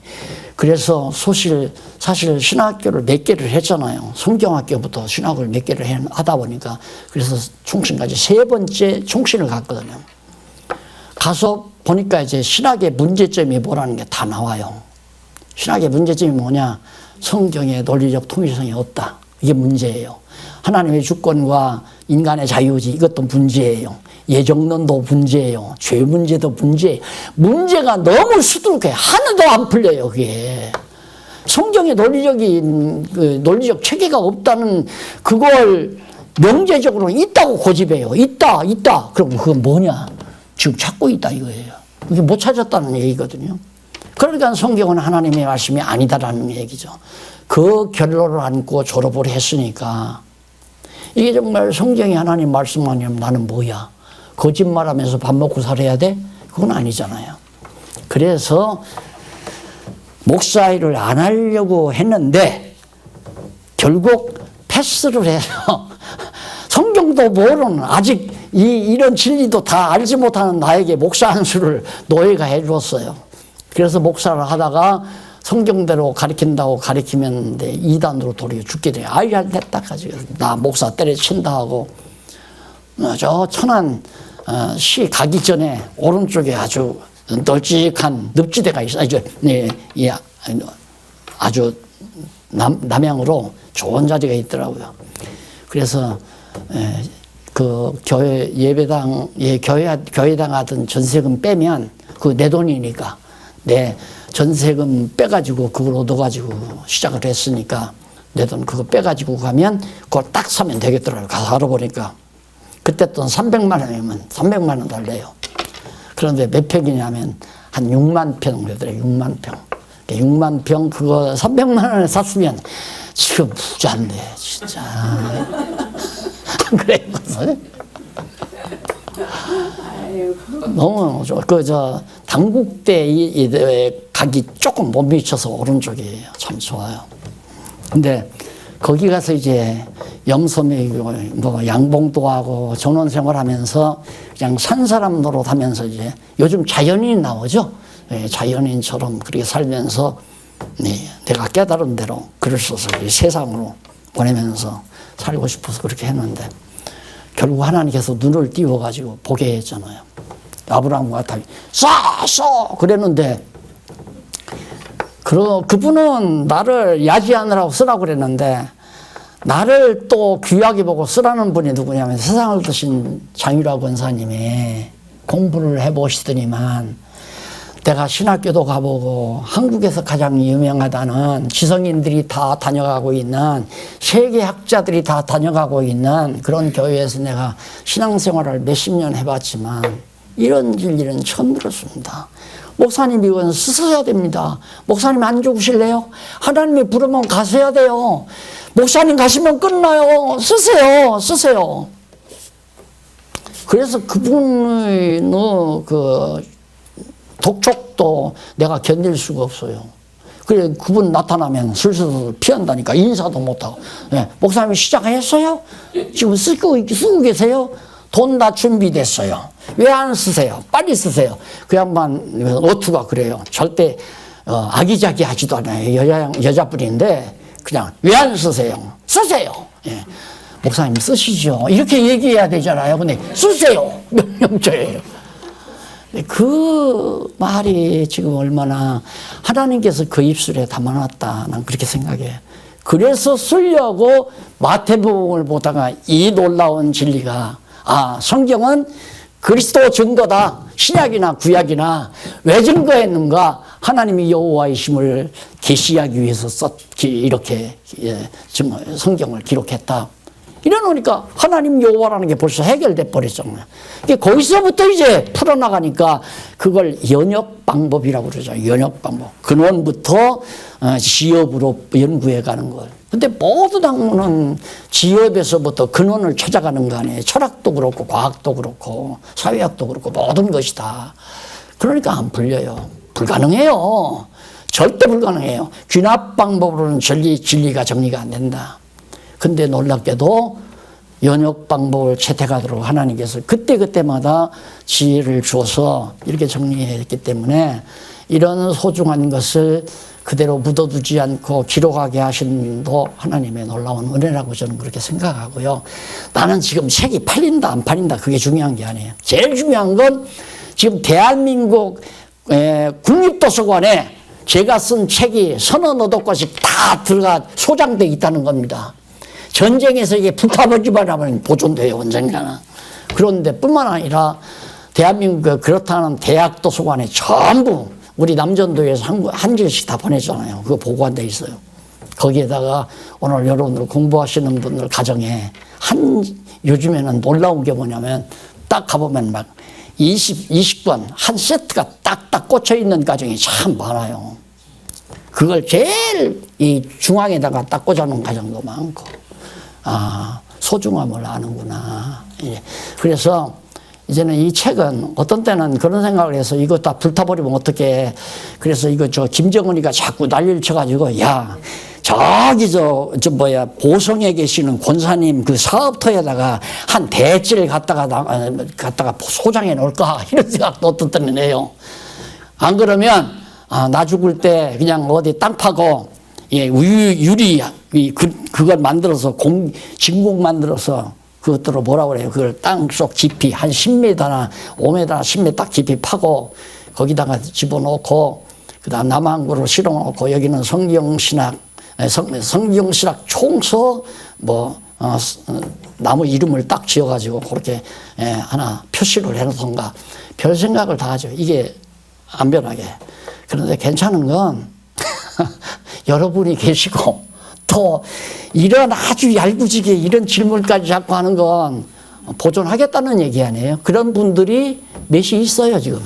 요거 몇 사람이 모여서 만든 거예요. 그래서 고맙기도 하고. 요거 질문 넣은 사람은 꼭 지켜야 돼요. 네. 예, 계속 질문 드리겠습니다. 몇 번? 그거 다 해결된 건 질문하지 말고. 네.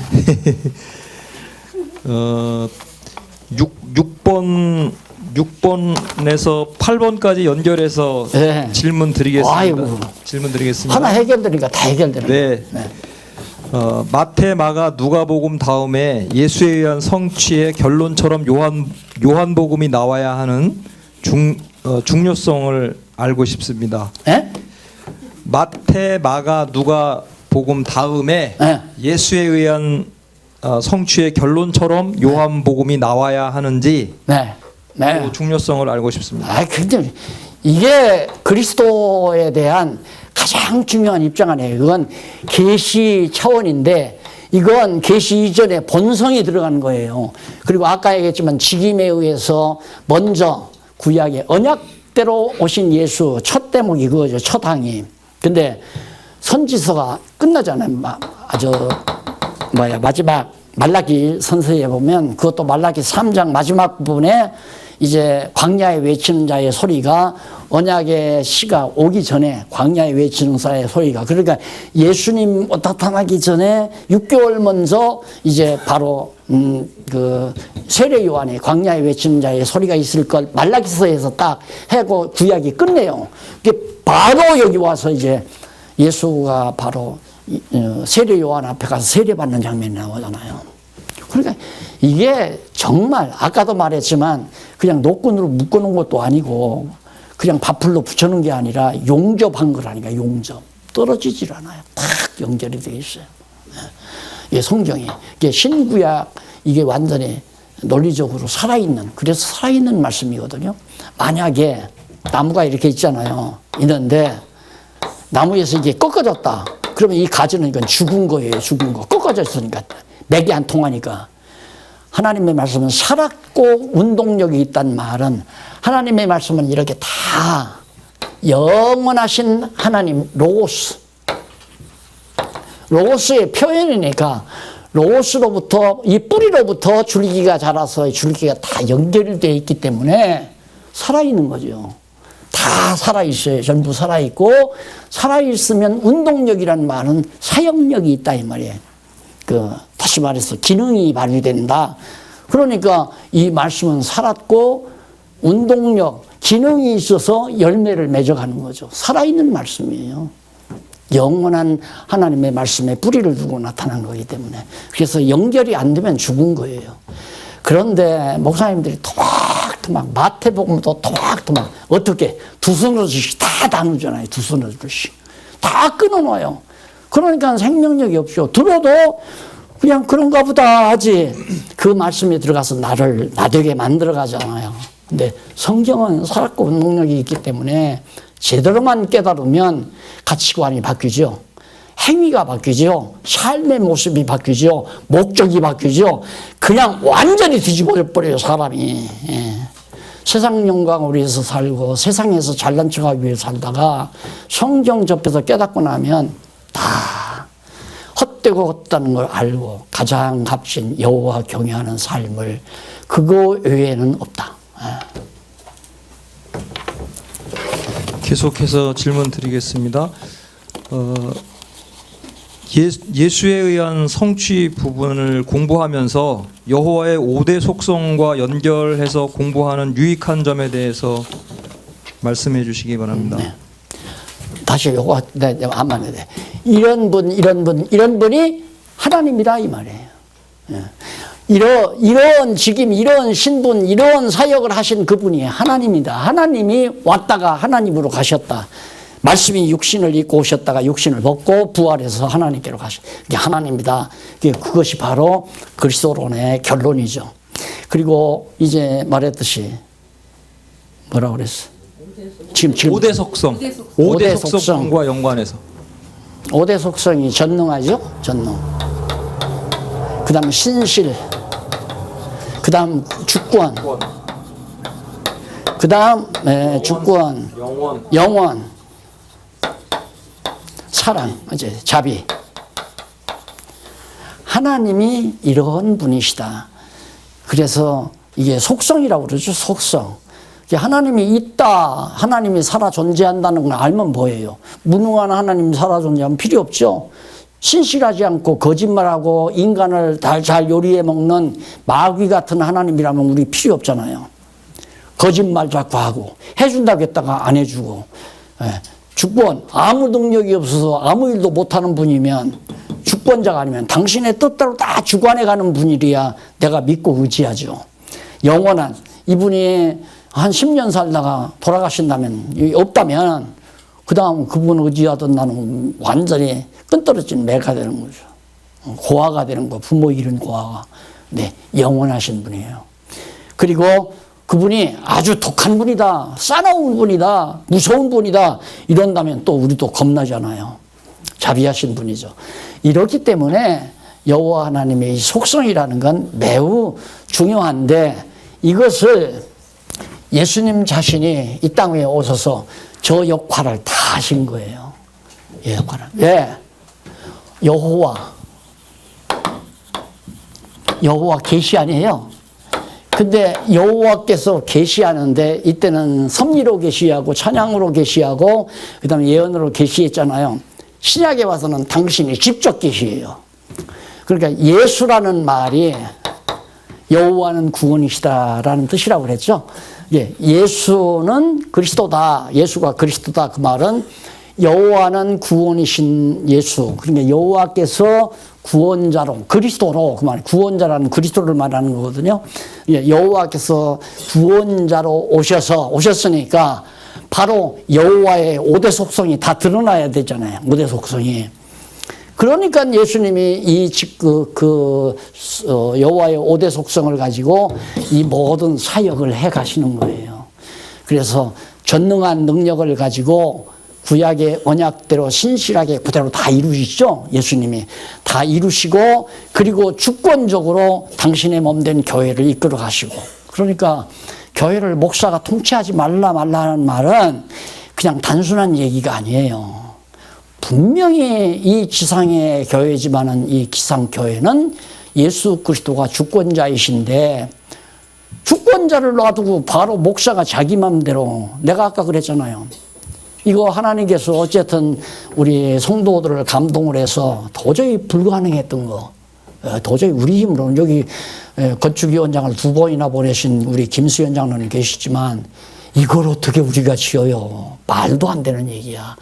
돈 그냥 몇 천만 원이 모자라서 건물 주인이 5천만 원 올려달라 하면 그냥 완전히 걱정하다시피 난리 그러고 겨우 건물 한 100여 평짜리 하나 얻어가지고 살아가는 주제에 이걸 어떻게 지어요? 말도 안 되는 얘기죠. 그러니까 거기 돌아가신 장로님이 우리도 건축연보 해야 된다고 그랬는데 그때는 장로님 무슨 건축연보에 지금 올라가는 전세금도 나 속으로 나 안 믿었어요 그걸. 근데 그러니 그래요. 해두면 그냥 바로 건물 세우려면 바로 줄 수 있었으니까 그렇게라도 하기 위해서 건축연보를 해야 한다고. 이 양반이 그 부근에다가 밥집을 하나 만들어 놓고 식당을 만들어 놓고 그 노인 양반이 주방일하고 권사님이 주방일하고 이 노인 양반이 바깥 서빙을 하더라고요. 그러니 다른 데 가서 점심 사 먹을 수가 없잖아요. 그 화성수지 거기로 가죠. 장로님 밥 한 그릇 주세요 하면 장로님이 딱 밥 갖다 줘요. 왜? 그렇게 해서 건축연도 하겠다 이거죠. 그래서 그런 돈들이 모아지다 보니까 이제 이것이 결국에는 하나님께서 통치게 해가지고 이렇게 됐는데, 무슨 얘기를 내가 하려고 그러냐면, 하나님이 주의, 예수 그리스도가 주의, 우리 마음을 주님께서 움직여서 주님께서 이걸 이루어지게 하셨으면 쓸모가 있어서 이루어졌을 거란 말입니다. 그러면 쓸모는 둘 중에 하나예요. 이렇게 이루었다가 그냥 잿더미가 되게 해서, 예루살렘 성전 다 불태버리고 다 잿더미가 되게 해서 하나님의 전능성을 드러내게 하시고, 정말 아무것도 없는 보잘것없는 우리를 통해서 이 엄청난 재산을 이루도록 하신 것도 전능하지만은, 이걸 하루아침에 다 불태버리는 것도 하나님의 전능성이 드러나죠. 그러니까 이렇게 이루신 것은 저는 그렇게 생각하죠. 우리 것이 아니에요. 여기 연보한 사람들만의 것이 아니라 주님께서 이루어 놓으셨기 때문에 예수를 아는 것과 믿는 것이 하나 된 성도들의, 모든 성도들의 사용처예요. 성경을 공부하고 연구하고 친교하기 위한 좋은 처소로 하나님께서 이 정도로 마련해 놓으셨다 이 말입니다. 그러니까 믿는 거 아는 것이 하나 된 성도들은 언제라도, 뭐 몇백 명은 안 돼. 몇십 명도 지금은 어려워요. 저쪽만 안 그러면 몇십 명도 가능한데, 그죠? 10여 명 이쪽 저쪽은 바로 숙소도 있고, 우리가 모여서 이렇게 공부할 장소도 있고, 친교 나눌 수 있는 장소도 있고, 언제라도 누구든지 뭐 미국에서 와도 되고, 아르헨티나에서 와도 되고, 저 전남에서 와도 되고, 경북에서 와도 되고, 언제라도 와서 여기서 먹고 자고, 먹여줄 수까지는 없어요. 각자가 다이가 잠자리는 우리가 거저 공급하지만은 당신들이 와서 밥해 먹고 성경 연구하고 그렇게 살아가도록 하시기 때문에, 이 말을 왜 하냐면 주권자다. 주의 이름, 주의 일을 위해서 바쳤으니까, 우리가 했으니까 주님의 것이죠. 주님의 것, 주께서 쓰시고자 하시는 대로 우리가 쓰는 것이다. 그러니까 이런 5대 속성대로 예수 그리스도께서 자기의 속성을 드러내는데, 십자가에 못 박혀 죽으시는 그 자체만 보아도, 자, 언약대로 분명히 양들이 피 흘려 죽었잖아요. 모세가 광야에 뱀을 든 것 같이 인자도 들려야 하리라. 이게 모세가 광야에서 뱀을 들었다는 건 예수 메시아가 와서 십자가에 못 박혀 죽는다는 걸 언약하신 거거든요. 언약대로 십자가에 못 박히셨으니까 신실하신 분이죠. 그렇잖아요. 신실하신 분이에요. 그리고 다시 죽었다가 부활하셨잖아요. 전능하신 분이에요. 주권자이시잖아요. 부활해서 교회 세워가지고 당신이 완전히 주권적으로 교회를 다스려가요. 이 통치가 어디까지? 영원한 하나님의 나라에까지. 그 나라가 사랑이, 하나님의 사랑이 가득 찬 자비하고 긍휼이 많으신 하나님의 자녀로서 우리가 사는 삶을 그리스도를 통해서 이루어 가시는 거죠. 그런 의미에서 저 5대 속성과 신약과의 밀접한 관계가 있다. 예. 9번에서 10번까지 연결해서 질문 드리겠습니다. 다양한 주제, 다양한 본문을 단일한 주제로 묶어서 또 논리적 통일성으로 이렇게 연결하시는 것이 그렇게 쉬운 일은 아니라고 생각이 됩니다. 주제와 요절을 찾으셨을 때 성경 본문에서 어떤 부분에 역점을 두시고 연구하셨는지 궁금합니다. 지금까지 다 얘기네. 왜 또 물어봐 그걸. 마태복음 1장 1절이 키워드라고 했잖아요. 거기에서 결국 이제 귀납 방법이 아닌 연역 방법으로 연구가 시작이 된 거. 그게 나로서는 참 놀라운 거죠. 연역 방법을 어떻게 연구를 합니까? 학문 연구를. 그건 불가능한 거 아니에요. 어떻게 근원을 알고 결과를 이렇게 연구해가는 방법이, 세상 어느 방법이 그런 방법이 있어요. 모든 방법이 결과로부터 연구해가지고 근원을 알려고 하는 것이 학문의 목적인데, 그러니까 이건 아주 특이한 방법이라니까요. 근데 너무 또 쉽게 했어요. 너무너무 쉽게. 생각해보세요. 여기서 이미 그거 알고 창세기 쓰고 계시록 딱 써놓으니까 이게 나오잖아요. 이 줄기가. 핵심이 나왔단 말이다. 핵심 나오니까 얹어 놓으면 풀리고 얹어 놓으면 풀리니까. 그 핵심대로 풀어가는 것은 귀납 방법이 아니라 연역 방법이죠. 내용 속에서 주제를 파악하려고 한다면 아마 지금도 못하고 말 거예요. 지금도 어벙벙해가지고. 그러면 더 나도 지금도 그렇지만 쫄쫄 늙어가지고 아이고 제발 좀 이제 늙은이는 저리 가시오. 제발 팽팽한 젊은 사람 좀 세우게 이럴 거예요 아마. 얼마나 정말 골치 아프겠어요. 안 돼요. 불가능해요. 네, 계속해서 성령에 의한 성취 부분에서 성령에 의한 성취와 명령문의 관계가 예. 궁금하고요. 예. 그리고 성령에 의한 성취 부분과 예언을 통한 언약과의 관계성이 궁금합니다. 예언을 통한 언약이 성취되는 거죠. 결국엔 예언을 통한 언약이 예언을 뭘 예언했는가? 메시아 올 걸 예언한 거 아니에요. 메시아 올 것을 예언했는데 메시아가 왔는데도 몰라 보니까 내가 있는 것보다 내가 가서 보혜사 보내가지고 알게 하겠다. 그래서 성령이 오셔서 메시아가 성취된 사실을 깨달아 알리게 하는 것이 신약성경이라고 그러잖아요. 그것이 바로 교회를 세우고 양육하고 무장시켜 비주류와 싸우게 해서 승리케 함으로 예수가 그리스도의 힘을 깨닫게 하게. 누가? 성령께서. 그래서 아까 처음 강의할 때 성령에 의한 성취 가운데 명령 이래라 저래라 바울의 명령이 아니에요. 너 죽도록 충성하라. 이게 바울이 한 얘기도 아니고 요한이 한 얘기도 아니고 그건 성령이 바울의 입을 통해서 바울을 통해서 그렇게 쓰게 하신 거죠. 그러니까 하나님의 명령은 하나님이 이루신다고 그러죠. 에덴 동산에서도 하나님께서 생육하고 번성하라 그리고 다스리라 하는 하나님의 명령은 결국 하나님께서 친히 여호와께서 오셔가지고 오신 예수 그리스도와 부활 성전에 재림하셔가지고 명령하신 대로 예수님이 이루잖아요. 명령하신 대로 아브라함에게 명령한 대로 다윗을 통해서 이루시듯이 신약교회도 마찬가지예요. 그러니까 성경을 읽고 목사가 이래라 저래라 하는 것은 바로 자기 위치를 파악하지 못한 주제 파악을 못한 행위란 말입니다. 그냥 그대로 가르치기만 하면 돼요. 성령께서 이렇게 죄진리와 싸우는데 유대주의를 경계하라고 했습니다. 그 다음 세속주의를 경계하라고 했습니다. 적그리스도를 주의하라고 했습니다. 이렇게 성경대로 우리는 그냥 가르치기만 하는 거지. 목사가 여러분 적그리스도 조심해야 됩니다. 적그리스도는 내쫓읍시다. 저 적그리스도입니다. 저거 내쫓아버립시다. 안 나가니까 야 삼태기로 담아내자 해서 법에다 고소해가지고 포성품도 묶어서 끌어내고 이게 다 오늘날 교회들이 하는 짓이란 말입니다. 하나님께서는 당신의 사랑하는 백성 유대 백성들을 이스라엘 백성들을 가나안 땅으로 인도해 드렸잖아요. 그러면 가나안 땅에 인도해 드릴 때 하나님께서 다 물리칠 테니까 남겨놓지 말라 했으면 안 남겨놨어야 되는데 인간의 욕심이 생겨가지고 야 저기는 철병거가 저렇게 있으니까 우리가 들어가서 망하면 어떠냐. 하나님을 안 믿은 거죠. 안 믿으니까 너 그러면 안 믿을 테면 한번 남겨놔봐라. 그 하나님이 허락한 거예요. 산촌에 그 골짜기에 있는 철병거 분대들을. 그들이 화근 아니에요. 또 그뿐만 아니야.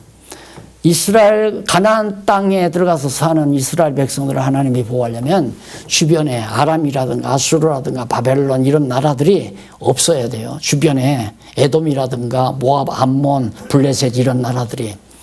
그래서 주위에 전부 다 사악한 족속들 꽉 있는 그 가운데다가 딱 막아놓는 거예요. 왜? 하나님께서 몽둥이로 쓰려고 그러는 거거든요. 채식으로. 잘못할 때마다 바벨론이 들어오기도 하고 또 블레셋이 들어오기도 하고 실현을 시키기 위해서. 그러니까 우리가 예를 들어서 우리 주변에 나쁜 놈들 저것들 완전히 법에다가 고발해서 내쫓아보자. 그건 아니에요. 그건 아니고 그냥 왜 하나님이 이렇게 하셨을까 하고 지혜를 얻어서 정말 하나님만 의지하고 하나님이 악인의 손을 들어서 때리면 맞습니다. 하나님이 우리를 망하게 하시면 망합니다 하고 오직 하나님만 의지하고 온전히 살게 하기 위해서 그런 사악한 무리들을 주변에 놓은 것처럼 우리가 지금 이 세상에 사는 것도 잘못 믿는 사람들이 더 많잖아요. 안 믿는 사람이 더 많고, 그런 속에다가 우리 교회를 하나님이 놔두신 것은 우리를 연단시켜서 하나님의 능력을, 또한 하나님의 신실성과 주권성, 영원성, 자비성을 깨달아서 오직 하나님만 의지하고 살게 하시는 하나님의 섭니다. 네, 지금까지 의미분석 성경 개론 4차 개정판을 집필하시고 강의까지 해주시고 또 이런 여러 가지 질문에 상세하게 답해 주셔서 감사드리고요. 마지막으로 이 책을 대하는 독자들에게 꼭 당부하거나 권하실 말씀이 있으시면. 벌써 다 끝났어요? 네, 부탁드리겠습니다. 질문이에요. 17번 맨 끝. 네? 네. 이게 17번 맨 끝 질문이라고. 네, 맞아요. 제 마지막 17번. 네.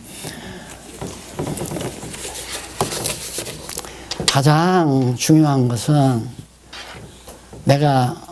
나도 성경을 알아서 지식 자랑을 하려고 하는 마음이 누구나가 있습니다. 다 사람은.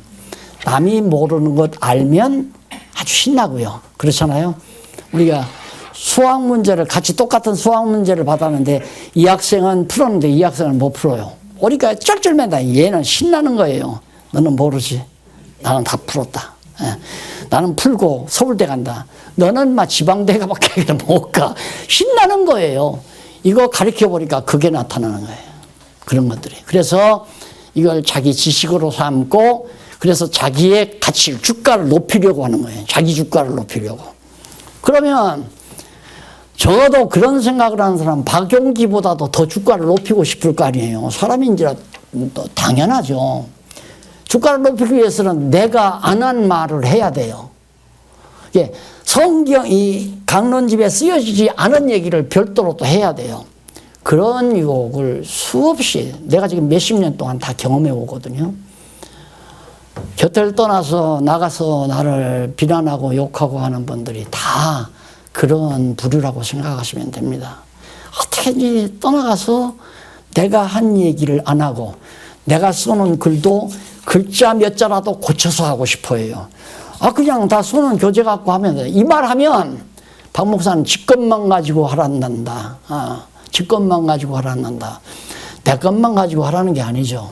지금 여기 많은 문제들이 나오는데 내가 답변한 것보다 더 확실한 답이 있어서 그것이 성경신학 전체의 논리에 꽉 들어맞느냐면 10번도 나도 고치라고 그러죠. 그대로 하라고. 10번도.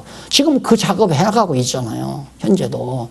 그러니까 혼자서 몰래 자기 주가를 올리려고 하는 생각은 그건 참 안 하면 참 좋지만 육신을 가지고 있으니까 많은 유혹을 받잖아요. 어쩔 수 없어요. 내가 하지 말라. 그럴 수도 없잖아요. 하고 싶은데 어떻게 하지 말라고 그래요. 하면 또 놀라운 건 뭔 말이 더 가장 놀라우냐면 박 목사님은 그런 얘기를 안 하던데, 그 말은 엄밀히 말해 박 목사님은 그런 얘기를 못 하던데, 근데 모른다 이 말이에요. 당신은 어떻게 그걸 알았느냐. 거기에 완전히 부풀리는 거예요. 이 부풀어. 근데 제가 해보니까 저는 지금 이렇게 강의를 하다가 반틈이 다 나가도 끄떡도 안 해요. 듣기 싫으면 나가라 이거지. 다 나가면 안 하면 돼요. 그런 정도는 돼 있어요. 그런 정도. 왜? 내가 아쉬운 건 없잖아요. 안 그래요? 내가 아쉬운 건 없단 말입니다. 예를 들어서 밥을 해놓고 장사를 하려면 손님이 많이 와야죠. 그렇잖아요. 근데 맛있게 해놨는데 손님이 많이 안 오면 걱정할 거면 안 오면 안 드리면 되는 거고, 오시면 대접하면 되는 거고. 그러니까 이건 이제 많은 그런 시련을 당해보고 겪어보면 자연히 그렇게 되게 하시더라고요, 하나님께서. 그런데 연연하지 말라. 사람이 몇 명이 모였느냐, 누구가 깨달았느냐, 깨닫고 얼마나 반가워하느냐. 한동안은 전화가 와가지고 목사님 너무너무 행복해요. 그 말 들으면 정말 밥맛이 나요. 야, 정말 좋다. 그렇게 같이 믿는 것과 아는 것이 같아서 같이 기뻐하니까 얼마나 좋은가. 그것도 유혹되더라고요, 잘못하면. 그것까지라도. 그래서 아니 그런 전화 안 와도 상관없다. 그런 전화 오든가 말든가 여호와 하나님 알고 경외하며 살면 내 행복은 금갈 이유가 없으니까. 그렇잖아요. 그래서 주고자 하는 사람은 안타까운 게 없잖아요. 받고 감사하면 좋고 안 받으면 뭐 안 주면 그만되는 거고. 그러나 돈을 벌려고 주려고 할 때는 안 받으면 기분 나쁘죠. 여기 가다가 보면 자꾸 에스컬레이터에서 올라가면 뭘 이렇게 가방을 들고 뭐 이거 사시라고 자꾸 돼요. 지금도 가면 그래요. 그럼 못 보충하고 그냥 지나가죠. 그 사람은 날 지나가면 헤이 더럽게 내 차례 하고서 속으로 욕할 거예요. 그러나 그분이 좋은 걸 나에게 거저 주려고 한다면 아이고 왜 저렇게 안 받아갈까 몰라서 저 안 가져가 몰라서 이게 얼마나 좋은 건데 그렇게 욕할 필요는 없잖아요. 예, 그래서 이걸 깨닫고 나서 우선 제일 첫째가 내가 나 되는 거. 하나님 앞에서 내 위치 찾는 거. 그게 가장 중요한 것이고요. 자기 위치를 딱 발견하면 그 다음에는 자기 욕심대로 뭐 하고자 하는 생각이 없어져 버려요. 하나님이 시키는 일은 즐겁고 기쁘게 성의껏 다 움직여 나가는 거고요. 이제 그렇게 되면 더 말할 것이 없죠. 그러니까 이게 귀납이 아닌 연역적으로 정리해 놓은 거기 때문에 거의 완벽에 가까울 정도로 구조가 형성이 되어 있습니다. 공연히 지엽적으로 붙들고 예를 들면 로마서가 인간의 불의, 그 다음 하나님의 의의 현현, 의, 그 다음 마지막 영적 예배. 전에는 그거 이제 성도의 생활 이랬죠. 근데 그게 이제 영적 예배로 바뀌었잖아요. 그럼 성도의 생활과 영적 예배는 엄청난 차이가 나죠. 그러니까 영적 예배라는 게 뭐냐. 산제사가 우리가 믿음의 행위로 살아가는 삶이 예배 생활이다. 산 예배 생활이다. 이제 그런 개념이 거기 들어있거든요. 그렇게 바뀌어 간다면 얼마나 좋겠습니까? 바꿀 수 있는 것들이 들어있겠죠. 찾아보면. 그러나 인간의 불의한 것을 거기다가 인간의 사악성 그래놓고 그 다음 하나님의 의 그러면 예수 그리스도의 현현 이렇게 그런 식으로 바꿔서 뭔 얘기냐면 비슷한 제목으로 바꿔놓고 내가 했다고 하고 싶어서 하는 그런 유혹을 참 많이 받더라고요. 그런 책들이 많이 굴러다녀요 지금. 그렇게 그런 식으로 해서 책 만들어가지고 저자는 엄연히 암묵이지. 박용기는 안 들어간 것도 있고 미안하니까 앞에다가 소개하거나 뒤에다 소개하거나 한 것도 있고. 그래서 잘못하게 되면 많은 변질이 와지니까 변질 없이 정말 모두가 함께 연구해서 보다 더 나은 것이 있으면 함께 합의해서 고쳐나가는 방법이 매우 중요하겠다. 그리고 귀납적 방법으로 하려면 끝이 없어요. 연구를, 이 성경신학을 연구하는 귀납적 방법으로 연구하려면 끝이 없어요. 그래서 처음에 성경신학 총서를 쓸 때 고민이 많았어요. 내가 이걸 쓸 때 아브라함 카이퍼는 뭐라고 했고 찰스 아지는 뭐라고 했고 이 대목을 바로 뿔트만은 뭐라고 했고 이런 학자들 이런 유명한 신학자들 칼빈은 뭐라고 했고 이런 것들을 나열을 하면서 올바른 우리 성경신학적 견해를 밝히는가. 그러다 보면 지금까지 다 못 썼을 거예요. 그러면 제 서재에 지금까지 나오는 신학서적 수천 권, 수만 권을 쌓아놓고 일일이 그것을 다 뽑아서 다 확인해야 되잖아요. 볼트만이 뭐라고 했나, 파르트가 뭐라고 했나, 아브라함 카이프는 뭐라고 하고, 칼빈은 뭐라고 하고 쭉. 그런데 내가 한동안 살펴보니까 그냥 그게 그거예요. 이거 왜? 그게 그거예요. 왜 그러냐면 자기가 연구한 것이 없어요. 그 학자들이 나름대로 연구했죠. 제가 연구한 것은 칼빈이 이제 처음에 시도를 했고 루터가 시도를 했는 것을 그 뒤에 조금씩 변질시키면서 학자들이 이제 써가지고 유명세를 타고 그거의 마지막에는 우리 한국에서 쓴 주석들은 그런 것들을 총망라해서 다 써놨기 때문에 그냥 주석 하나만 보면 그게 그거예요.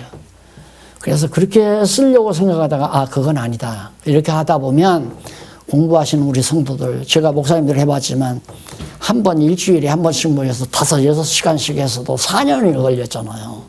그런데 이 바쁜 세상 몇 년씩 성도들이 공부할 수 있다고 하는 것은 쉽지 않지 않습니까? 근데 만약에 내가 여기서 파르트가 이런 얘기를 해서 다 졸아요. 전부가 다. 그 관심이 없으니까 파르트가 누군지 알아. 누구 자식인지 알아. 어느 사람이고 얼굴은 어떻게 아무 관심도 없는 거거든요. 성경이 관심이기 때문에 아니다. 그냥 성경만 성경은 이런 내용입니다. 이것입니다라고 가르쳐도 시간이 오래 걸린다니까요. 그래서 그렇게 쓴 겁니다. 그러니까 혹시라도 여러분들이 공부할 때 뭐 파르트 찾고 불트만 찾고 무슨 아브라함 카이퍼 찾고 혹시 우리 박홍기 교수가 지금 박사 논문 쓰잖아요. 박사 논문 발표할 때는 그 말이 나오니까 그건 이쁘게 봐주고 들어주십시오. 그 말은 이제 지금 가장 유명한 신학자 바르트의 신학을 비판하면서 우리 성경 신학의 탁월성을 지금 입증하는 논문을 쓰고 있거든요. 그 논문이 박사학위로 통과되면 아마 전국 교회인들을 향해서 발표하는 기회가 있지 않을까 그렇게 생각을 하는데 그럴 때는 할 수가 없죠. 지금 이 세상에서 최고로 유명하다고 하는 현재 최고로 유명한 신학자의 논리를 비판하면서 이것은 성경적으로 무엇 때문에 틀리고 이건 무엇 때문에 틀리고 바로 성경신학의 주장은 이래서 우월하고 탁월합니다 하고 입증을 하는 거니까 우리가 꼭 듣고 알으면 참 좋잖아요. 그래서 그런 정도는 모르지만 그냥 귀납적 방법으로 우리는 파르트도 알아야 되고 루트도 알아야 되고 뭐 깔파르트도 알아야 되고 브루노도 알아야 되고 막 다 알아면 언제 다 공부하실래요? 그걸 알면 또 뭐예요? 그걸 알면 다 틀린 얘기.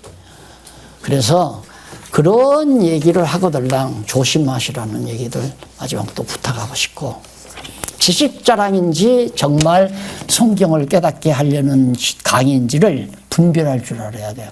나는 이만큼 안다. 그래서 그런 얘기 그렇게 하려면은 원래 교수들이 그래야 얘기해요. 학생들이 뭘 공부하다가 질문을 하거들랑 원어를 대라. 원어. 답변을 못하겠다. 어렵게 알아듣지 못하는 뭐 둘로서 아포스톨로서 이런 식으로 원어 히브리어 헬라어 해야 되면은 학생들이 그냥 기가 꺾여서 딱 주저앉는 거야. 예, 공연히 대답 못한다고 주저하지 말고 그럴 때는 원어가 어떠고 저떠고 그러면 이제 다 기죽는다.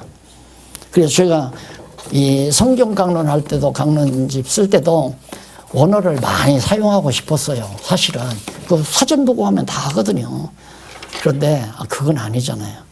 꼭 필요한 것만 한다고 해서 해놨는데 예를 들어서 또 그럴 수 있죠. 누가 목사님은 이건 원어 분석을 안 해가지고 이건 잘못 넘어가서 그냥 넘어갔습니다. 이런 식으로 해. 많죠. 그런 것도 많죠. 아직 중요한 단어가 분석되지 않은 것도 있을 수 있어요. 그럼 그걸 목사님이 미처 못하셨는가 보다 생각을 하고 꼭 필요한 것 같으면 끼워 넣으면 되잖아요.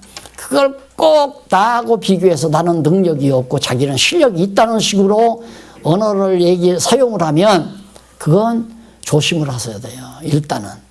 왜?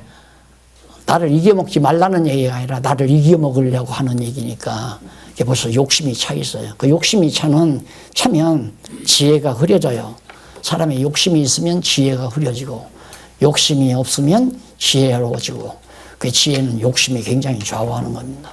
그러니까 강의를 욕심껏 하는지 정말 귀한 진리를 나눠 갖고 싶어서 하는 건지 그 분별할 수 있잖아요. 됐어요? 한 가지만 더. 네. 뭐. 그 교회 학교에서 지금 이제 성경을 공부하고 있는 우리 후학들을 위해서 성경 개론의 중요성에 관해서 한 말씀 부탁드리겠습니다. 예, 주일학교, 교회학교가 어린 아이들로부터 다양하니까요. 지금 우리 박 교수님 얘기로 들으면 초등학생도 개론이 가능하다고 그런 얘기를 한단 말입니다. 근데 나도 그 공감하고 싶은 내용인데요. 요즘 어린아이들이 벌써 12여 살만 돼도 아이들이 굉장히 논리적입니다. 논리적. 그래서 부모하고도 얘기할 때 그전에는 어린아이들이 그냥 떼만 썼잖아요. 막 떼만. 그런데 옹알이를 해요. 요즘에는 뭐 이러고 저러고 해서 뭐 언니가 이러고 저러고 했는데 이렇게 해서 엄마 그럴 수밖에 없잖아 하면서 막 이론을 전개해요. 그게 머리가 그만 트였다는 거거든요. 그러니까 초등학교 때부터라도 이 성경의 구조적인 논리를 통해서 신존재 증명 가능하거든요. 성경이 이렇고 이렇고 이렇단다. 하나님이 안 계셔도 이럴 수 있을까? 안 되죠. 하나님이 계셔야 되죠. 그래서 하나님이 계시는 것이 확실한 거야. 이런 식으로 결혼에 대한 구조가 굉장히 중요하죠.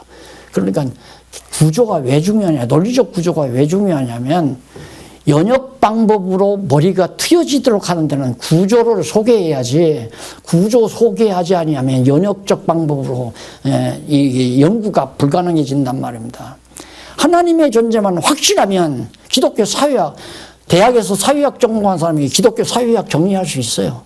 경제학도 할 수 있고 법학도 할 수 있고 다 할 수 있어요. 뭐든지 다. 그러니까 결혼을 통해서 하나님의 존재, 여호와의 존재가 확실히 믿어지고 확인만 되면 아이가 머리가 확 트여져 버립니다. 만사 물리가 터져버리잖아요. 전부가 다 우주과학이라든가 뭐 물리학이라든가 식물학이라든가 생물학이라든가 다 쫙쫙쫙 열려요.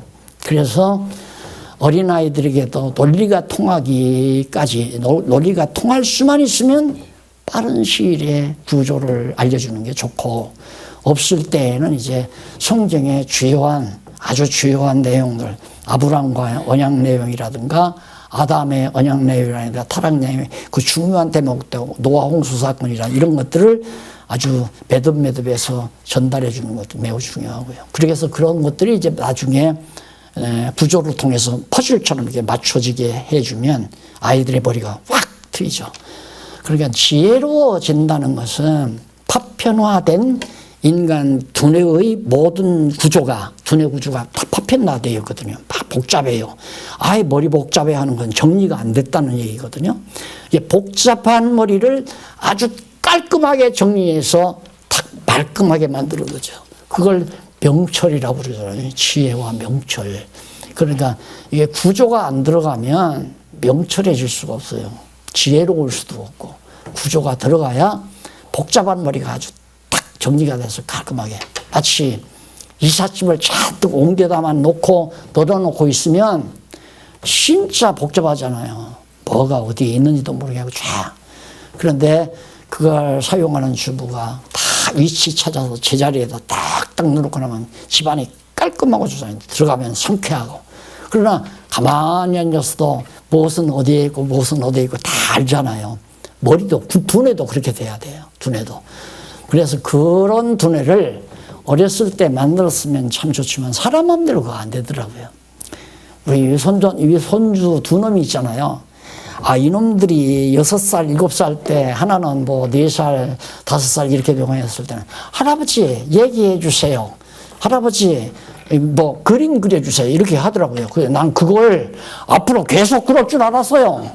그랬더니 19살 넘어가니까 없어요. 할아버지가 얘기 안 해줄까? 할아버지 제가 좀 바쁘거든요.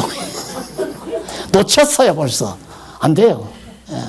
그래서 어렸을 때 여호와 경외하기를 가르치는 것이 매우 중요한데, 지금 뭐 여기 안 왔네?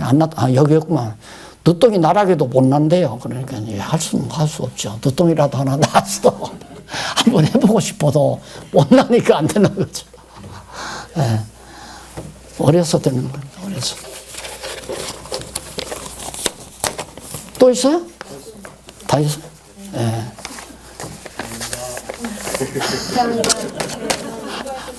네, 감사합니다. 좋은 시간 같이 해주셔서.